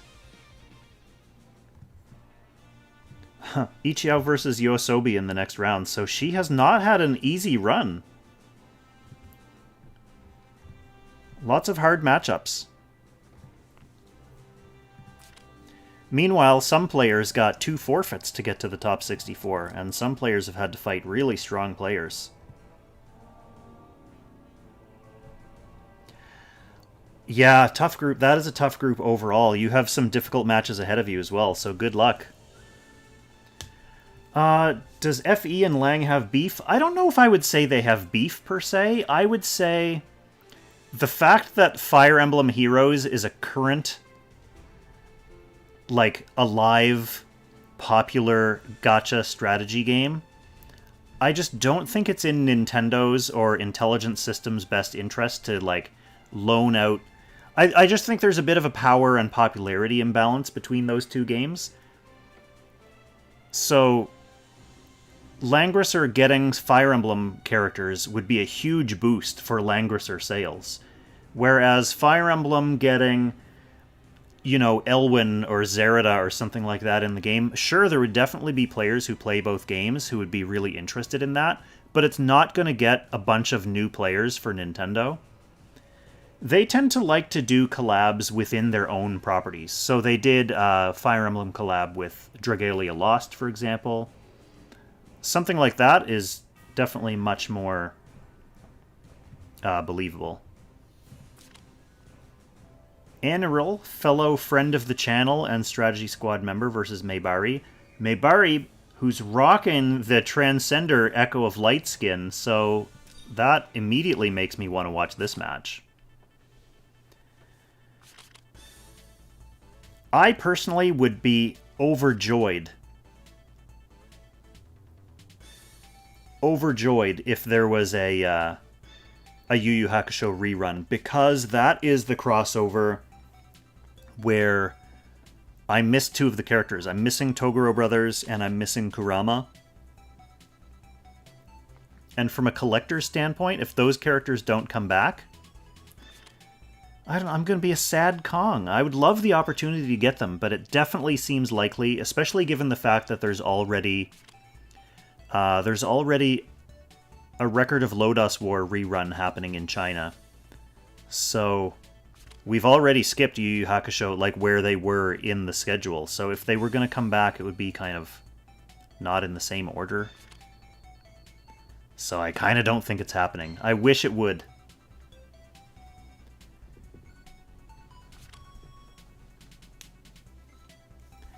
And yeah, that KFC skin for Liana, that's another thing that I'd be very surprised if that came over here, just because it was part of a limited, like it was a weird limited licensing agreement just for certain KFCs in certain areas in China. So if they wanted to release that in global, or certainly at least in North America, they would have to relicense with KFC. Like they'd have to re-sign a new agreement.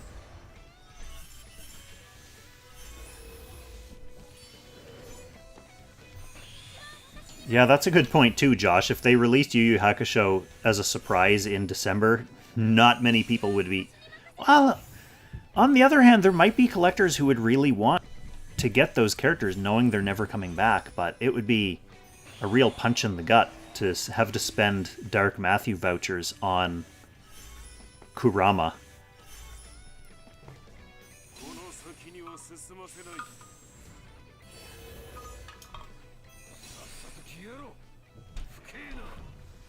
Yeah, Kampa, I would say that both Langrisser and KFC are more popular in China than they are in global.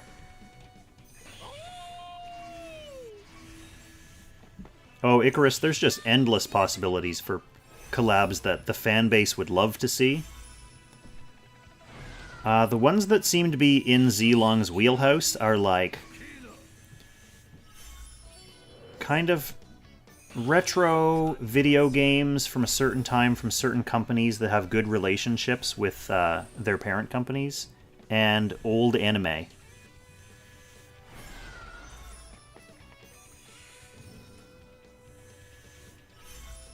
Well, Kurama's not a tank, so that's one difference.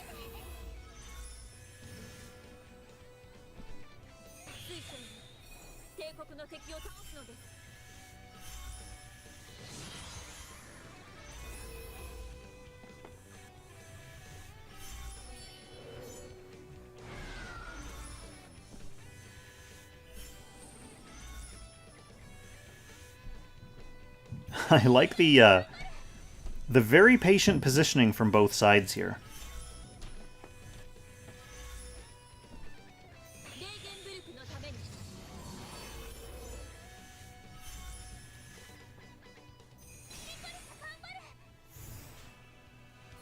Well, licensing is just difficult in general. Like, we see this all the time with,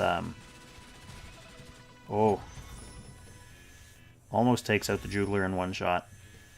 We see it all the time with, like, online stores. It's kind of a hot-button issue with, like, online storefronts of games that are offered for sale on something like, you know, PlayStation Network or Steam, and then eventually come down because the rights change hands or because the license expires. It's kind of shaky ground.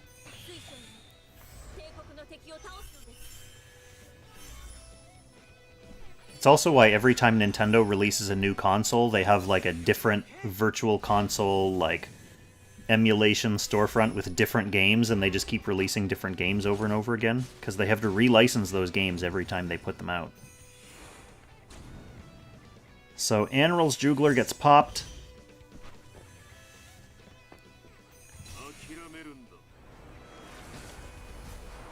Sage is just going to open with a big AoE here, but that gets mostly healed back.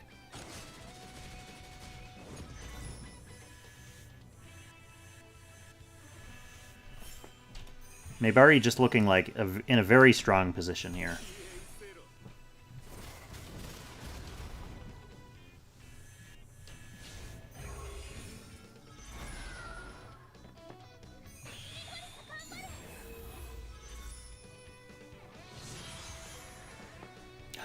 I can hear the Dobermans refusing to go outside upstairs. We're having quite a big rain and windstorm here right now, and of course the Dobermans are princesses, and they don't like to go outside in the rain.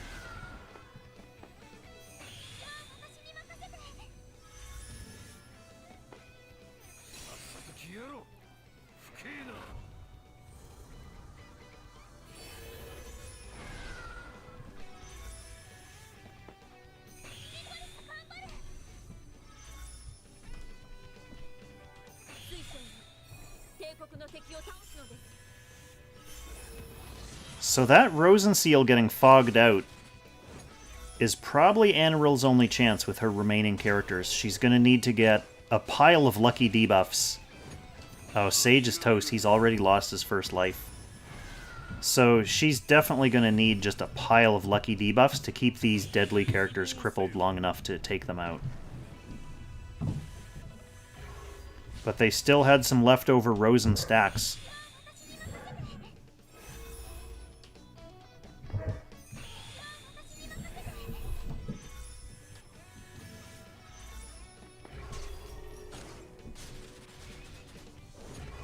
That'd be pretty hilarious, Mr. Zell. I mean, we got those weird Kobo units from Sakura Wars, so it wouldn't be out of the question to get an actual tank in this game. Well, Lucretia is silenced, but Bozel is RIP, and I don't think Licorice is going to solo. Oh, it's a Licorice versus Licorice.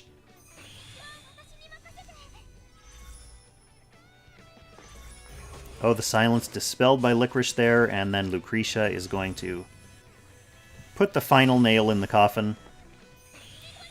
Aniril just hanging in there stubbornly, though.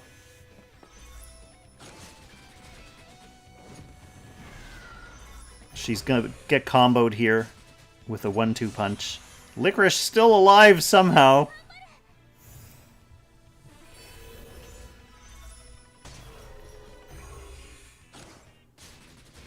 Alright, Lucretia finally finishes her off. Well, that was a close game, Aniril. That was a close one.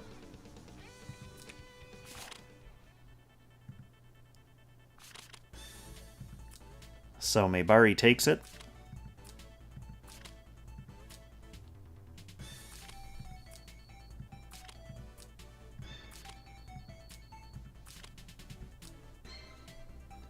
Maybari going with Bozel this time.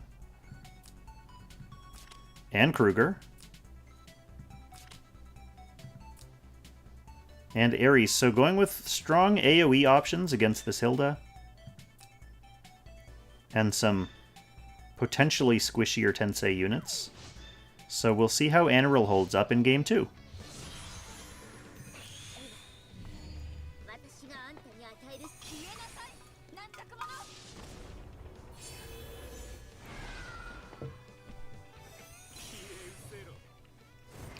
Yeah, SP Shuri is very strong. She's a very common first pick and a very common first ban. For exactly those reasons.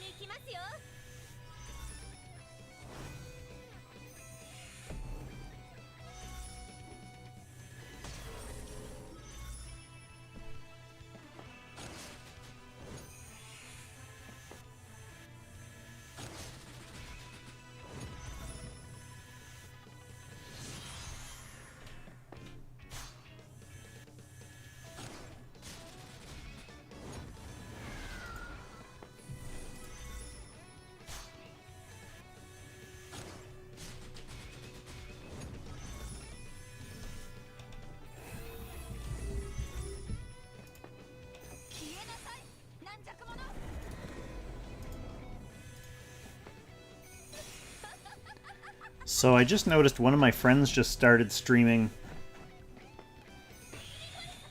What is it? The new Pokemon Brilliant Diamond? Is it Brilliant Diamond? Whatever the new version of Diamond is called. Streaming it in Spanish. Is anyone here a Pokemon trainer?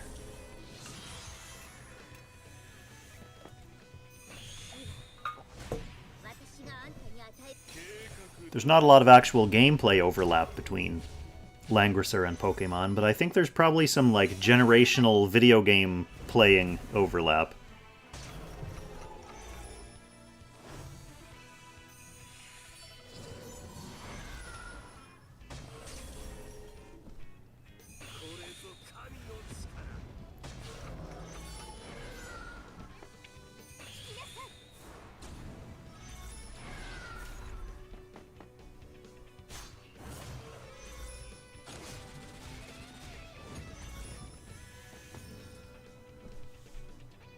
I think that generation, oh,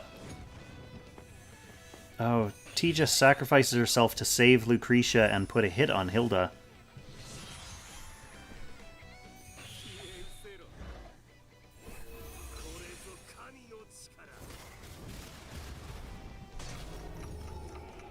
Yeah, Pokemon Diamond or Pearl. Pearl was my first one, and then it was so slow, the interface was so slow, but I got Platinum after that, and that one actually was pretty good. That was the first one I ever played. And I didn't really get into the competitive scene of it either. That was the first game I remember hearing about, like, meta and all this effort going into team building and stuff. Oh, Hilda, unfortunately not able to finish that Bozoloff.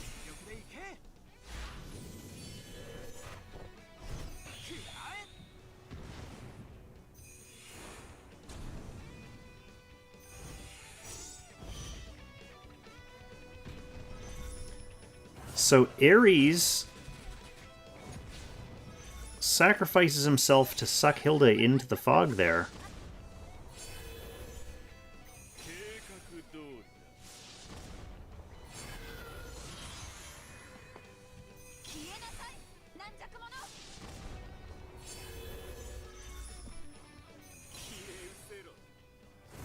Enrol's Hilda still has her revive left, but Maybari does have a couple of ranged units.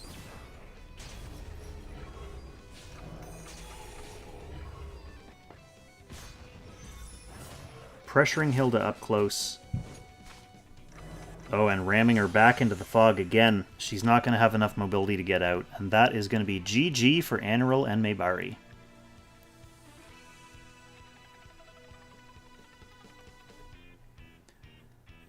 So a couple of really scrappy matches there, actually, from Anaril. She just got overwhelmed. Two more groups to take a peek at. Desu Life versus Kenji Moyo could be good games. Let's come back.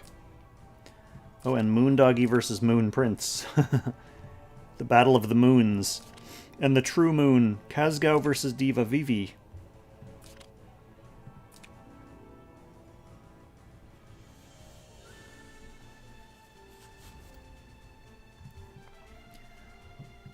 So, a couple good games still up here. I am running out of time, unfortunately.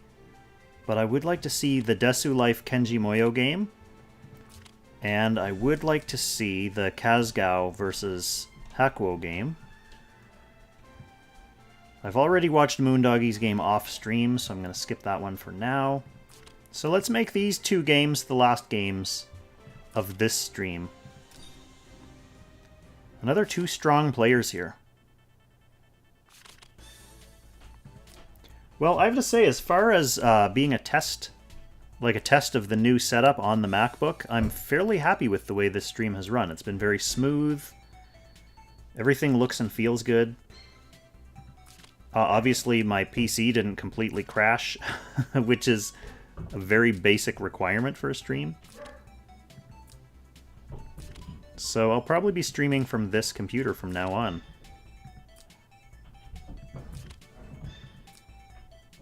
Oh wow, this is a very interesting pick ban.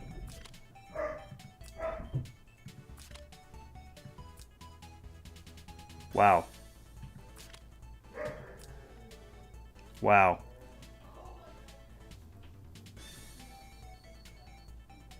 So Desu Life getting 4 big debuffing AoEs and a tank, and Kenji getting 5 big debuffing AoEs. Zero, thanks for joining the stream, and thanks for that kind comment. I'm always glad to hear that people appreciate Should You Summon. It's a solid chunk of work every week, but I like to think it's helpful. I like to think it's useful for people, so thanks for stopping by and saying hello.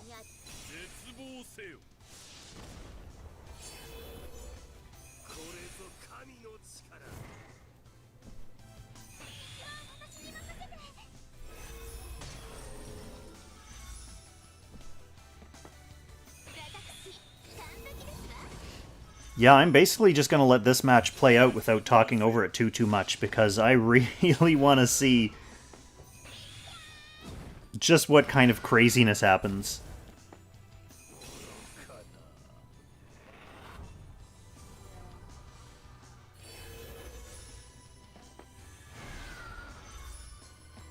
Breeze on Lucretia there. Wasting no time, transforming Reen right away.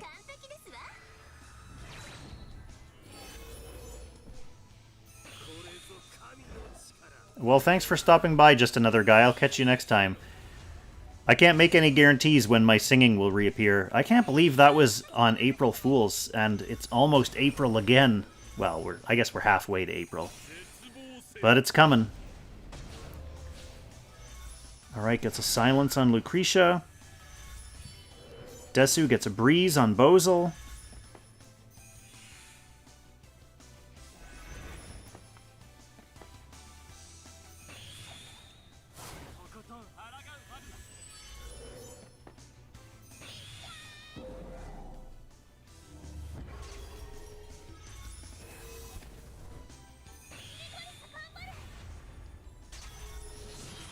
Just laying down a base level of AoE on Himiko there.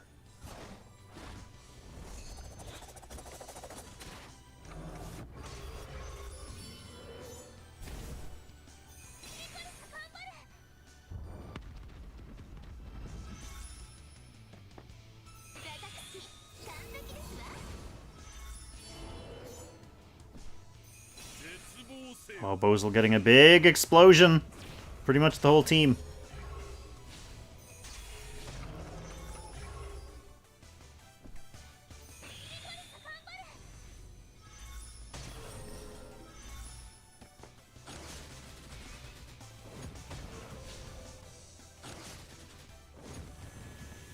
Ooh, that Bozel is durable.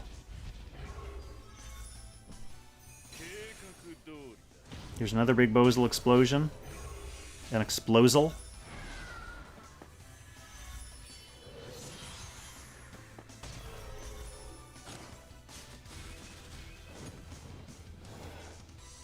I like Desu's patience of basically staying back in that opening area with the fog encroaching. That's not something you usually see on this map. But against this kind of team, you don't really have a choice. So another explosal. That's probably going to be it for that Bozel. Yeah, Burn finishes him off. Kenji really pressing in hard now.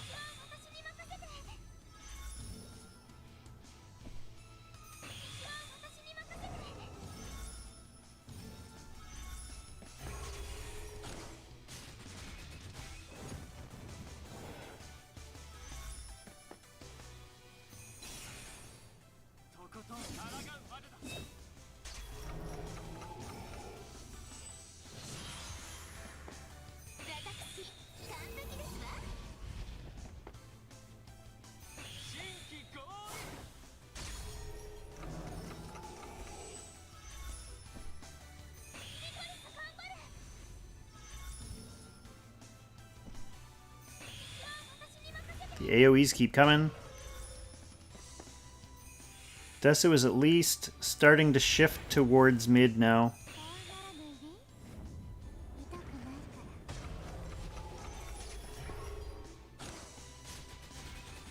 Oh, Christiane putting up a good fight against that Bernhardt.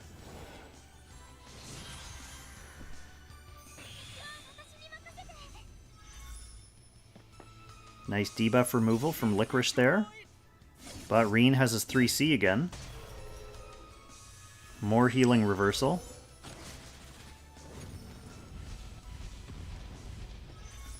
Ooh. Lucretia. So close. Oh, she actually used her revive from her hat.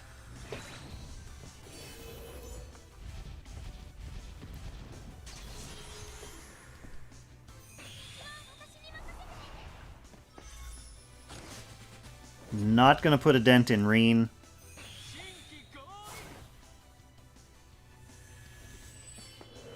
This Reen is gonna be really tough to overcome at almost full health with those Highlands.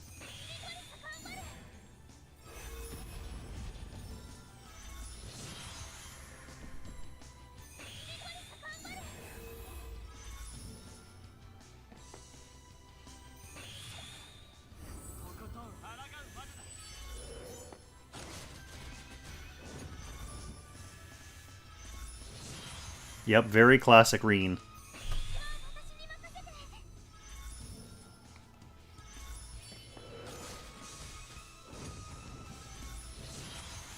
Well, they both have Licorice for healing potential.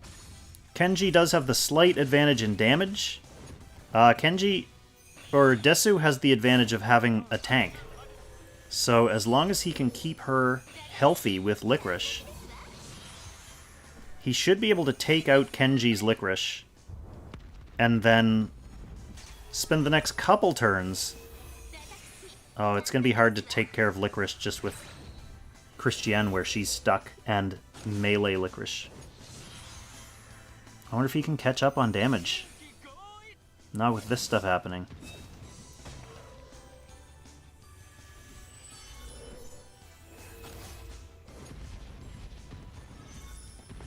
Nope. Desu throws in the towel at the end in style there.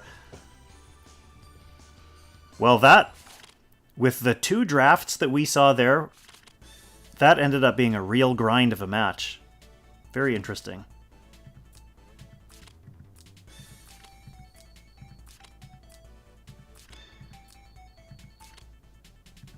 It was a real grind.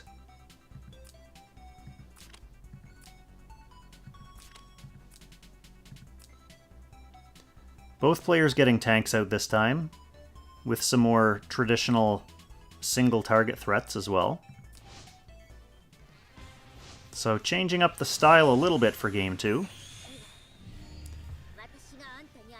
True Hero, welcome to the stream. Good to see you here.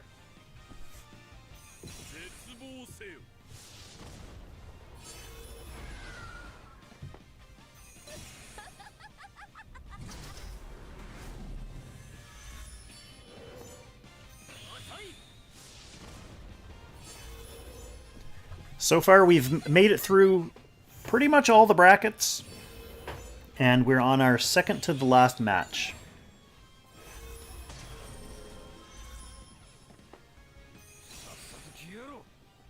After this Kenji and Desu Life matchup, we've got one more in the last bracket, and then I'm going to be calling it a night.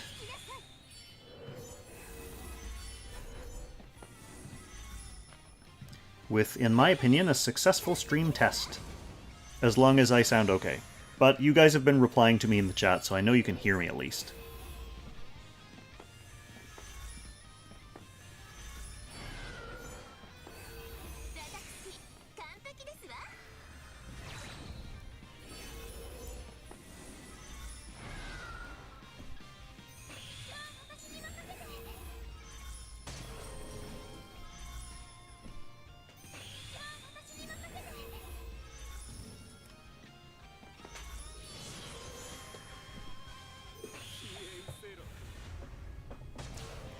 You know, that's just the kind of underrated game that it wouldn't be out of the question for Zilong to go after. Low-key game.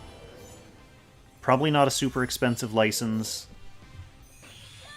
I think the license is owned by a company that would probably be open to working with Zilong.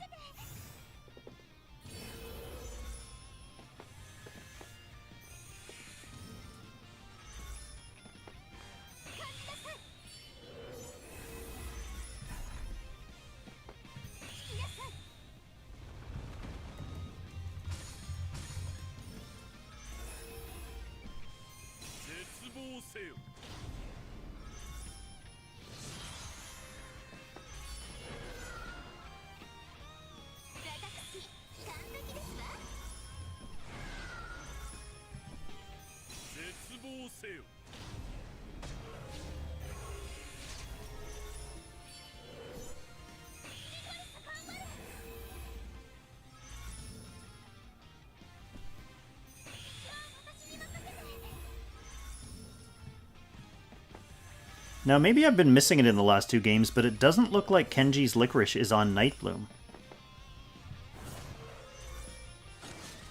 I didn't think I saw it proccing that extra debuff removal.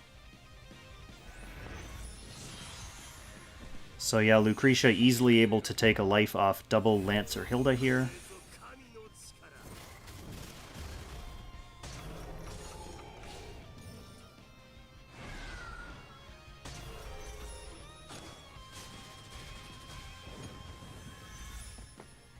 Kenji trades a bunch of splash AoE damage and a couple debuffs for Kruger's whole life.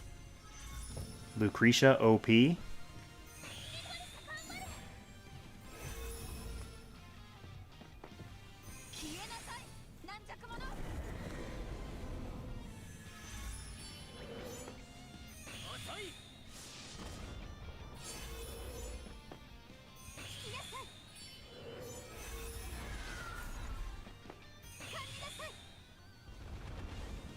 Oh, Tiny Jess, I said that it was a traditional single target, but she brought Meteor.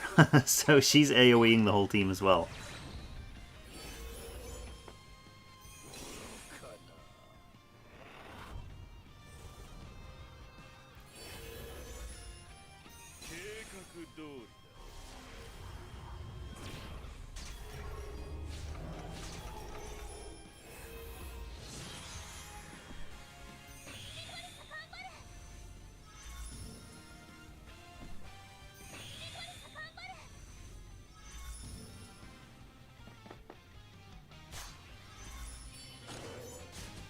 Tiny Jess not even putting a scratch in that Christiane.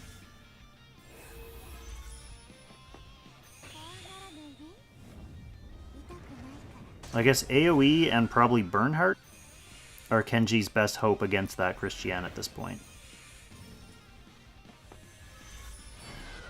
If Bernhardt can get healthy again.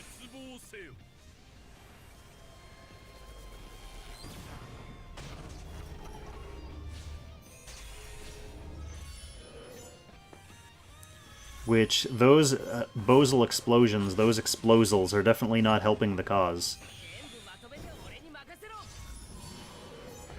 Alright, Elwyn's gonna come up, try to get himself healed up. He takes out that Hilda's second life because she had switched to Cavalry. And that's one game apiece.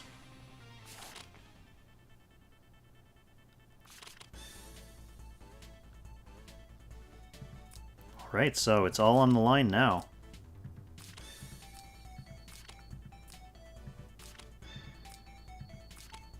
Kenji bringing out Listel, second pick.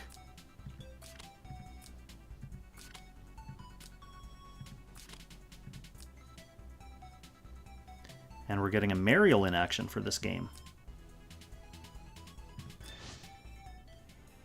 Both players going with Christiane tanks.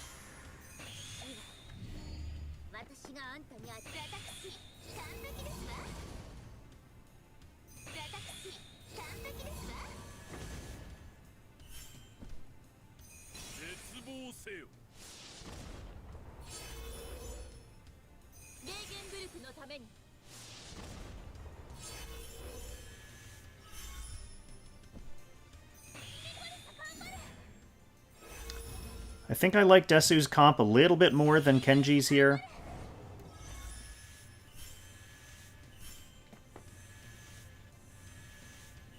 Kenji with a couple healers, but Desu has Lucretia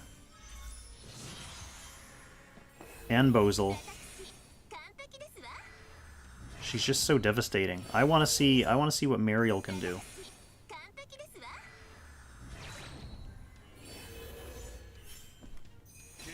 Desu's obviously not too worried about that Listel.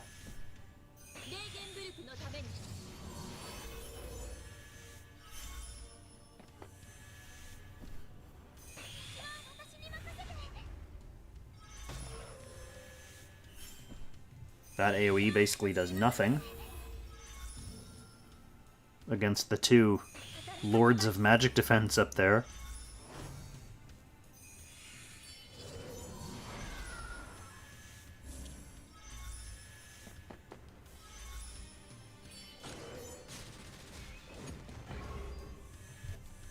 Interesting Lucretia with Cleanse. A little bit of extra buff removal.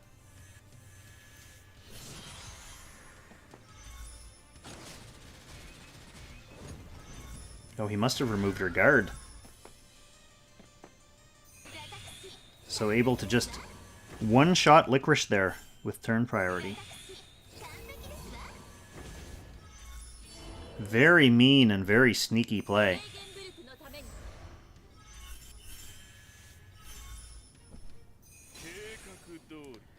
So Kenji still has two healers. The losing Licorice essentially just loses Listel her faction buff.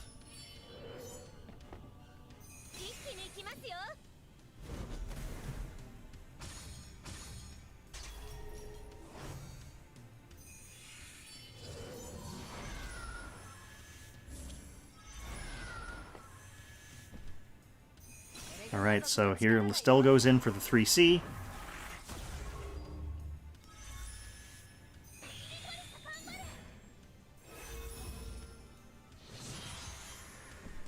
She does get some mean debuffs off.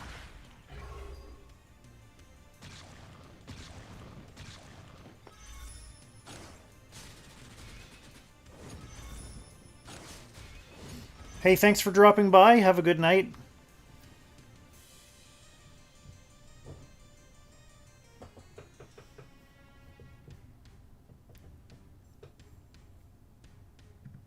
We, meanwhile, have one more match to watch, so let's see what you're going to be missing by departing. You're going to be missing Kazgao versus Hakuo. Oh, that's going to be a good one to finish the stream. Two strong players.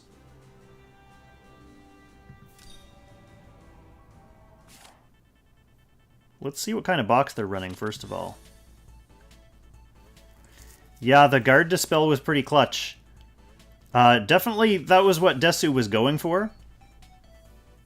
Oh, and in wishing you good night, I forgot to say GG to Desu and Kenji. So, excellent games there to both players.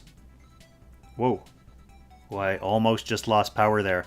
That's the one way this stream is going to crash. It's not going to be because of my PC crashing. It's going to be because I totally lose power in this storm. So that may happen, and if it does, don't blame the MacBook. Blame the weather. Alright, with that said, Desu was definitely... he brought Cleanse explicitly hoping for some kind of sneaky Guard Dispel like that, and it paid off, so there you go. So Hakuo has Rain Force in the box. Altamuller, that's not that unusual. Kazgao has Himiko, Towa, Sissy White. We've seen a few of those by this point tonight. We've watched a lot of games tonight, so we've had a chance to see almost everything except Rainforce. This is our first Rainforce, so let's see if we get him in action. Let's see if we get to see Rainforce. No, we don't get to see Rainforce. He just got banned. Oh, that's no fun. You can't ban the fun characters. Yeah, Jackpop, I am on the eastest of the East Coast. So we've got A big old rainstorm raging right now. And two very unhappy Dobermans. At least we're going to get to see Himiko in action. And Sissy White. Oh, Arian Rod. That's our first Arian Rod of the night.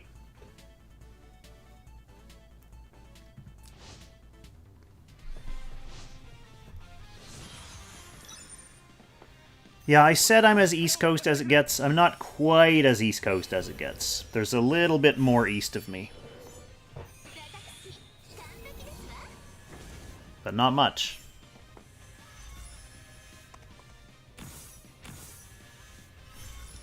This will be a nice test for the stream, though. Because of that storm, I went ahead and unplugged the MacBook, so we're running this entire stream and game on battery power. Let's see how long that lasts.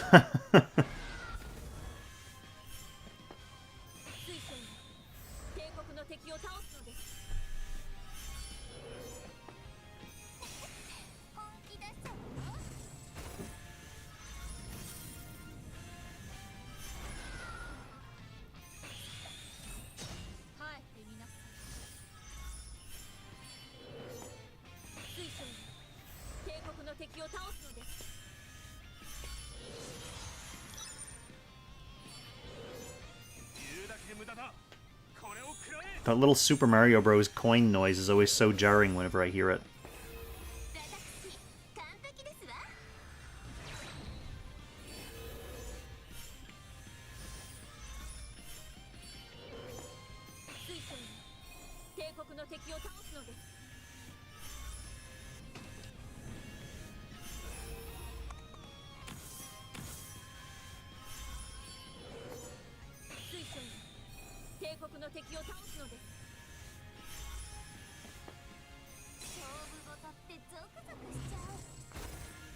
That's a good 3C animation.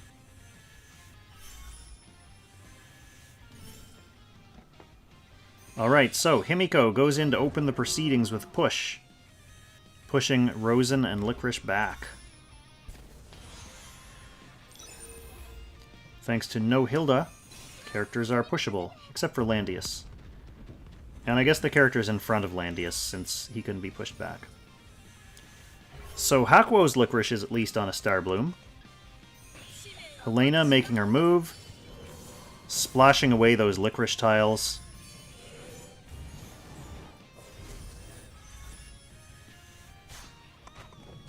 And she's able to go back and pick off that freshly pushed Rosen Seal. So that is the main healer out of the way. And Arian Rod can't single target her down on her bulky defensive tiles.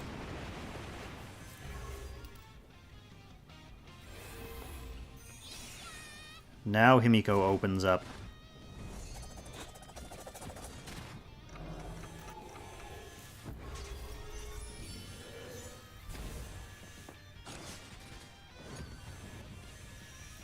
Helena still hanging in there despite this onslaught.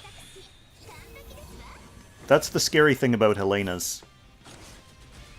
Still hanging in there. She's taken 3 single target hits and a Grand Cross at this point. She just eats up so much of your team's time trying to take her out behind enemy lines.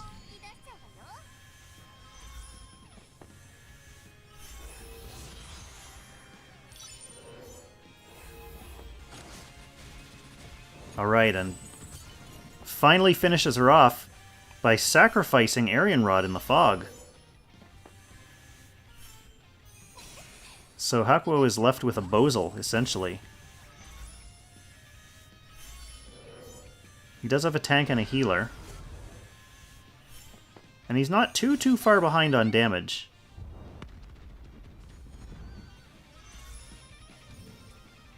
So putting Licorice tiles back down to cover up for the damage that Helena did. That is a lot of wind.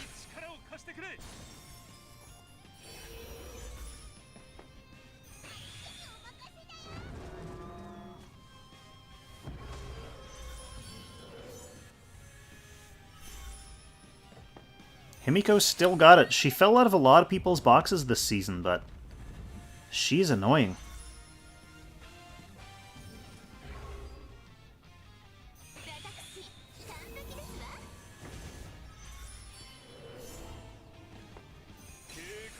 I'm half considering putting her back in my box, to be honest.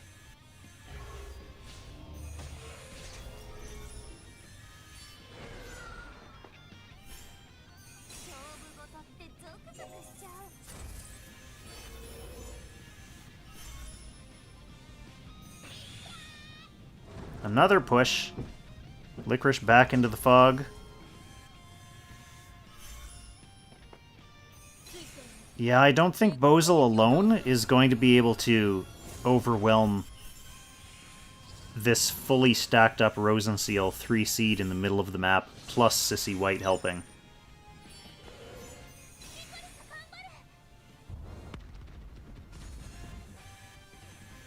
Like, that doesn't put a dent on the team.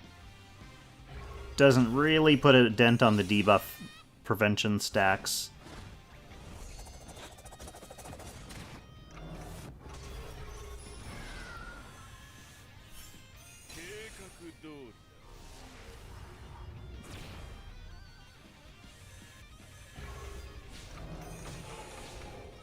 Alright, a couple little debuffs get through there. Unfortunately, the most crippling ones are just on that mercenary.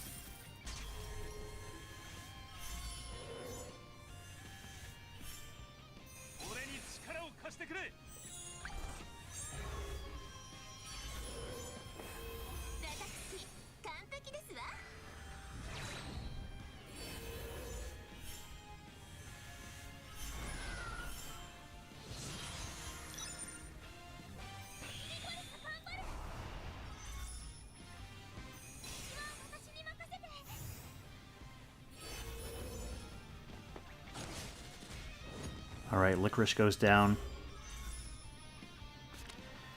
That's enough for Hakuo to finally throw in the towel. That was over a couple turns ago, to be honest, but it was a valiant effort. So Kazgao bringing in the Jugler. Jugler is pretty scary on this map, oftentimes. Helping lock your opponent out of the center.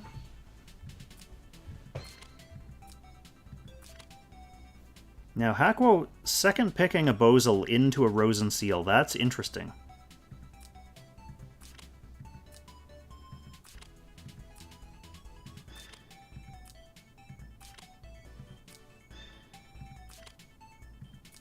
Especially after Game 1, the Bozil not really being able to put a dent in those stacks. And Kazgao, of course, able to get a second healer to help deal with any of the damage or debuffing, and a third healer as well.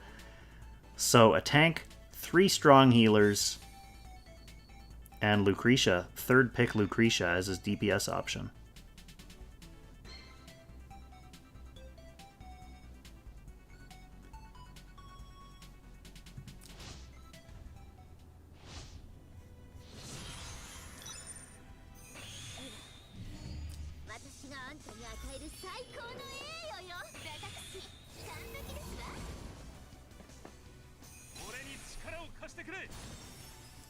Hakuo has a good draft, though. He has... I mean, he's relying on Licorice for healing, but... he has Kyra, so he can attempt to assassinate. I just don't know. I want to see what Bozil's going to do in this match.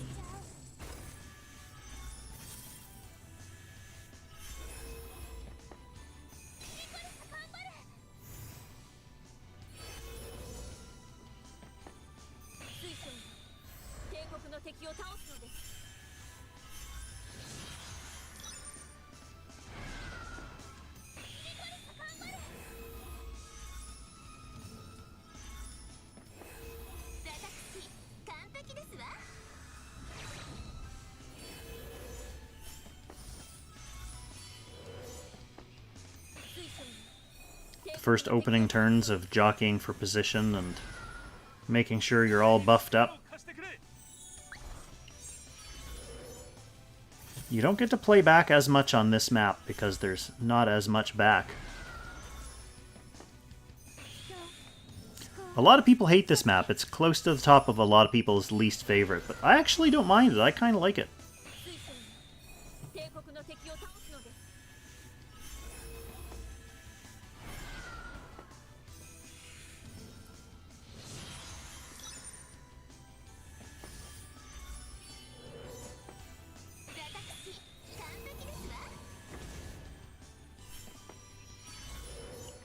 Okay, so the team's gradually making their way into the clog of the middle. Lucretia. We're seeing another of those sneaky Lucretia cleanse plays.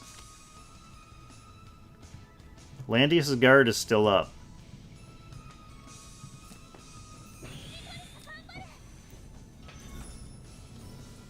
Sneaky, sneaky Lucretias.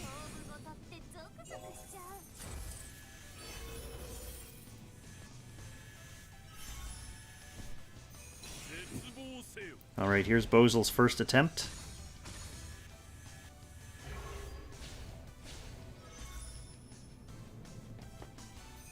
Rosenstack's holding up. Adding some more, in fact.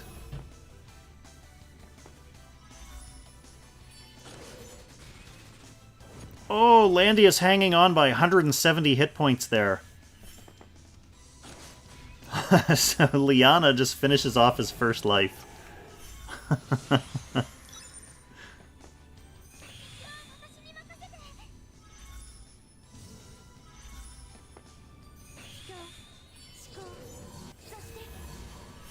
Well, Hakuo has good center position here, so it's just a question of whether he can hold it now.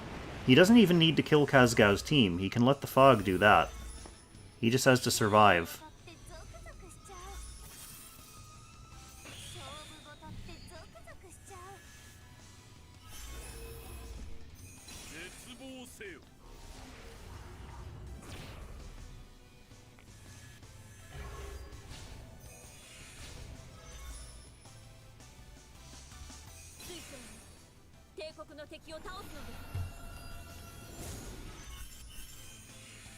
Bozel did cut through Rosenseal's stacks herself, although her 3C allows her to recover from that.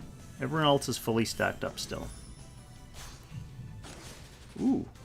I can't tell if that was thunder or if that was something in my yard being blown to destruction. Whatever it was noisy.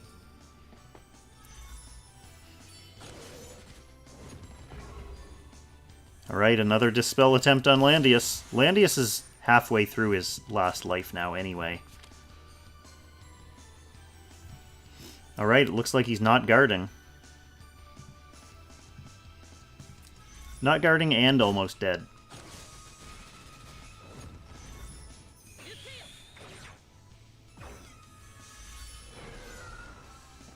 So one of Kazgao's many healers goes down.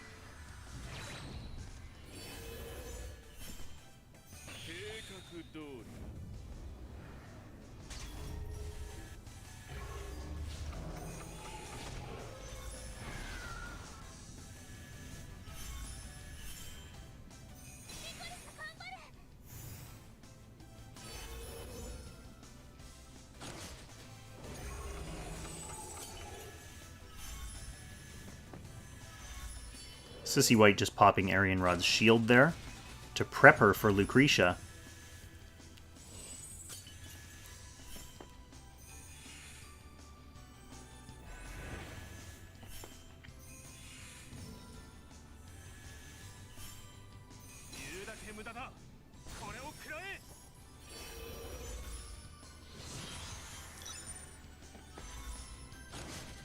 Alright, so Lucretia is able to get her with the 1-2 punch. Arian Rod is down.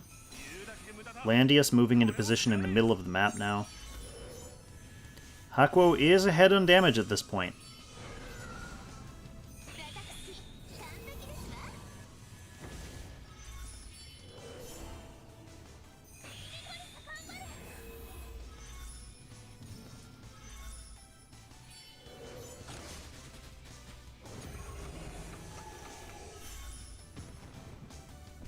Rip. That mercenary wasn't doing anything anyway, except taking more damage. Alright, Bozal actually putting in work here now.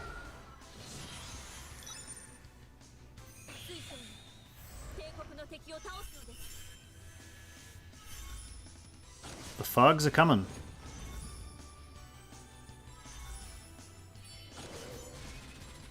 Oh, another really tight survival with Landius. Kazgao basically needs to kill that Landius in order to start encroaching in the center.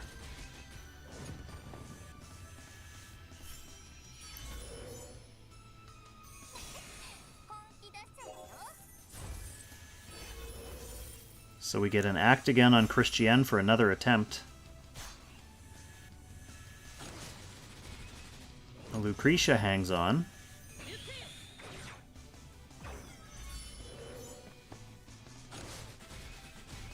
Okay, there goes Landius' second life.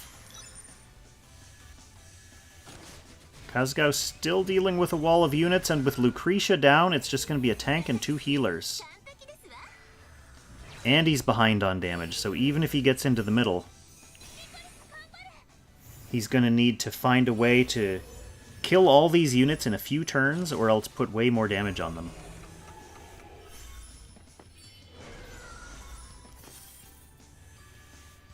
So with Kyra and Bozal actually putting up as much damage as they are, I think this one goes to Hakuo.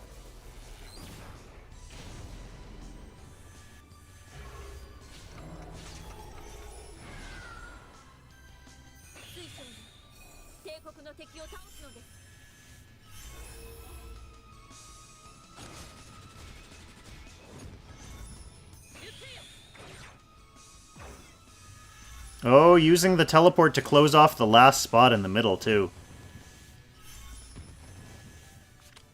Yep, wow, what a tight match. That is the thing about that map, is that's going to happen more often than not. You really have to stake your claim to the center on that map much sooner than you do on other maps, I find. It's just so easy to get horned out. Alright, so that is 1 game apiece, so we're going into Game 3 in our last match of the evening. The Hakuo Diva Vivi versus Kazgao tiebreaker.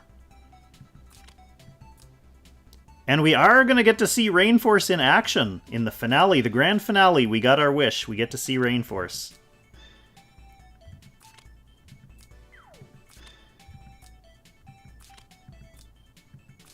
And Altemuller.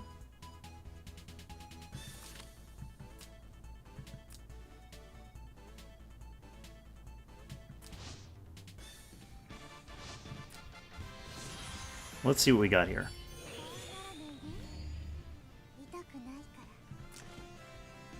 Okay, we have the Strategic Masters buff on Altemuller.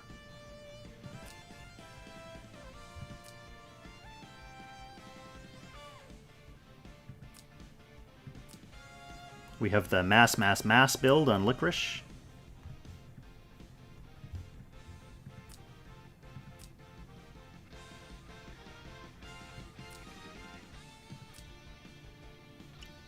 There's that sneaky cleanse again. So no 3C skill. It's actually Black Hole, Dark Reaper, and Cleanse. And no faction buff on Sage either. It's really just for him, so he doesn't need his faction buff if he's only going to be used for zoning.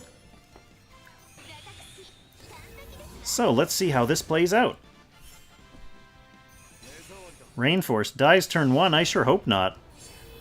I've been waiting 2 hours and 45 minutes for this moment.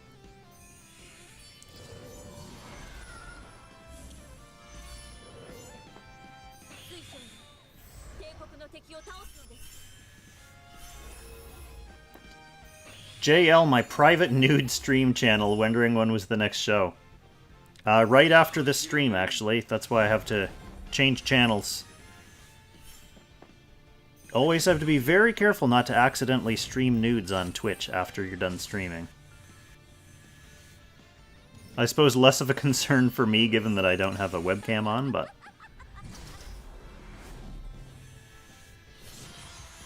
carefully shut everything down.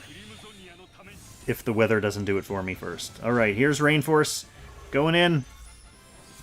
Big AoE. Another big AoE.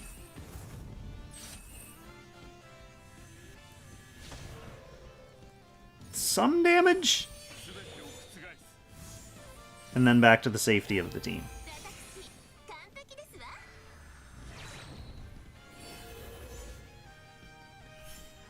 I didn't finish Final Fantasy IV yet, Jack. I actually haven't played it in several weeks because I've been super, super busy with a mix of real-life stuff and Langrisser content. Normally I had kind of a chill schedule with a couple Lang videos a week, and then I could take like a Monday or Thursday and do Final Fantasy stuff. But the last few weeks I've been doing a lot more Lang streaming, and then there was a lead up to the playoffs, so I was doing a lot more preparation for playoffs. But I can see myself getting back into Final Fantasy IV now that I don't have weekend Langrisser responsibilities anymore for the next however long it takes for the next Apex season to start.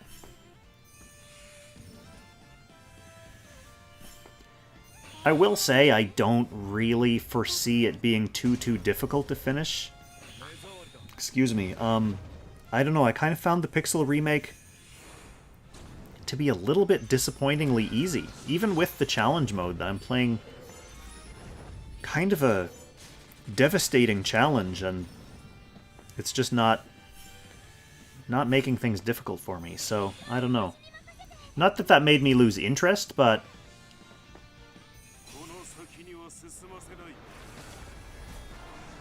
I don't think I'll be super quick to do the same kind of challenge for Final Fantasy V, let's just say that. So this is actually the thing that I kind of don't like about Rainforce.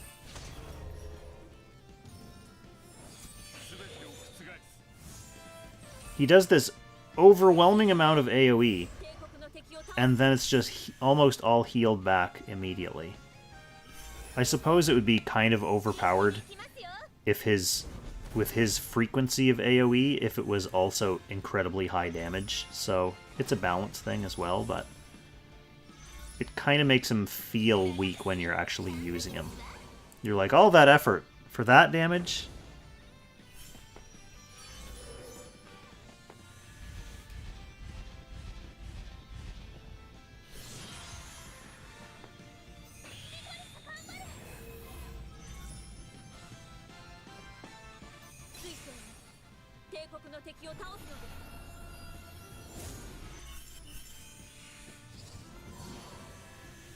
Well, Kampa ulti ended up sucking in another way. The big suck and then the small suck.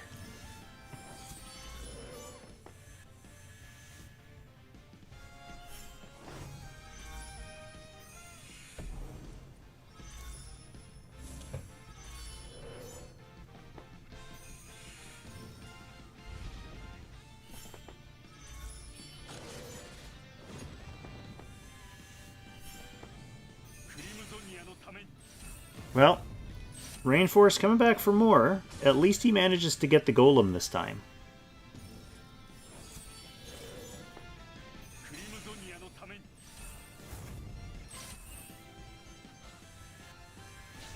It's difficult to scramble a team that has two tanks like this, too.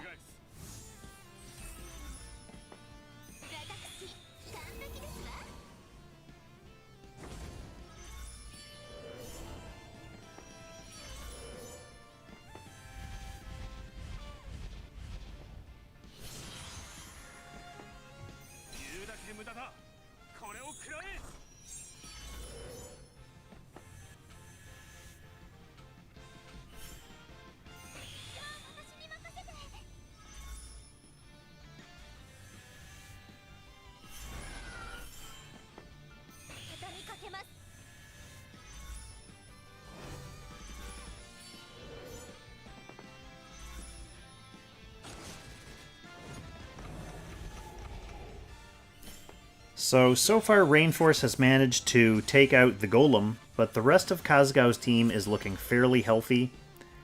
And Rainforce, being Hakuo's only remaining DPS, does not look promising, given what he's been able to accomplish so far. Kazugao also moving into a very strong position in the middle of the map already. Hakuo is ahead on damage, though, thanks largely to Rainforce's constant AoEing.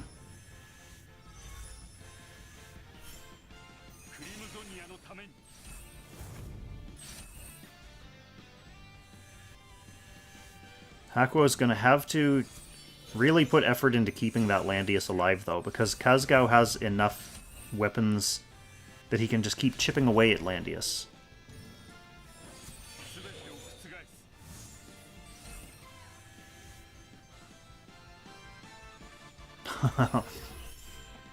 All those immunity stacks.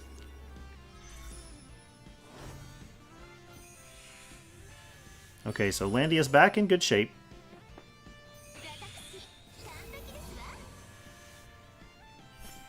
But Hakuo has 5 of 6 center slots now. So even if... Or Kazugao has the center slot, so even if Hakuo wants to win on damage, which is his one advantage here, he needs to be able to get into the center and survive. I don't think he's going to be killing these units.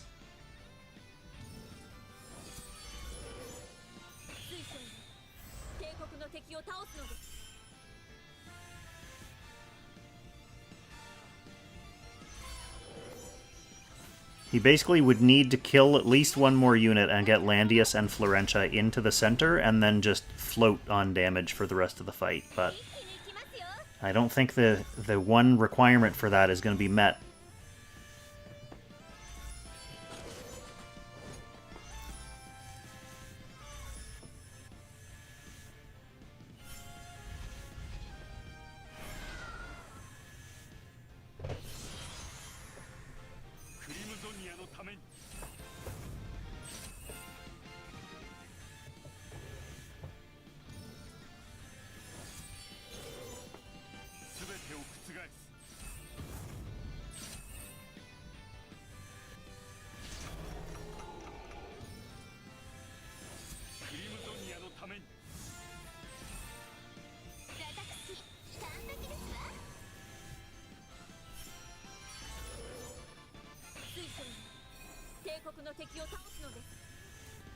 Well, we can see where this one's going.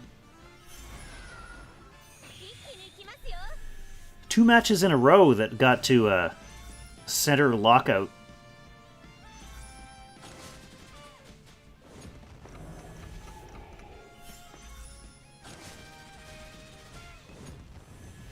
Kazugao not content to just sit there in the middle. Goes aggro mode and just takes out Rainforce. It was the noble thing to do. Yeah, and that's it for Hakuo. So, good game to both of those players. Very scrappy, very, like, hard-fought and annoying positional battles for the center. Hakuo put tons of effort into that just to get locked out. Very brutal. And with that, we've reached the final bracket.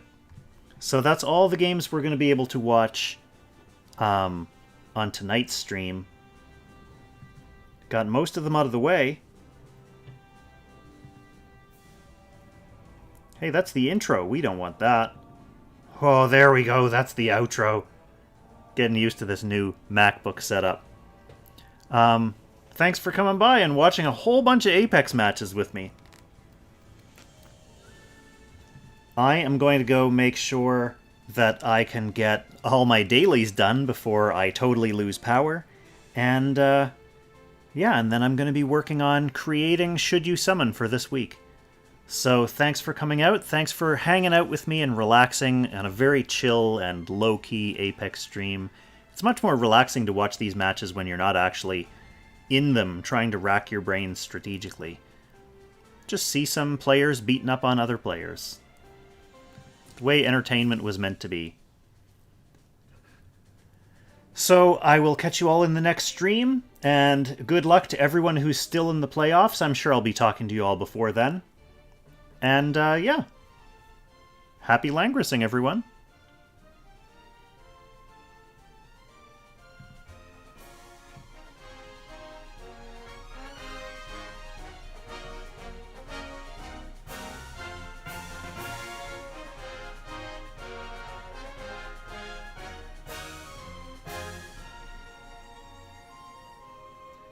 All right, time to start that nude stream up. Where's my nude stream?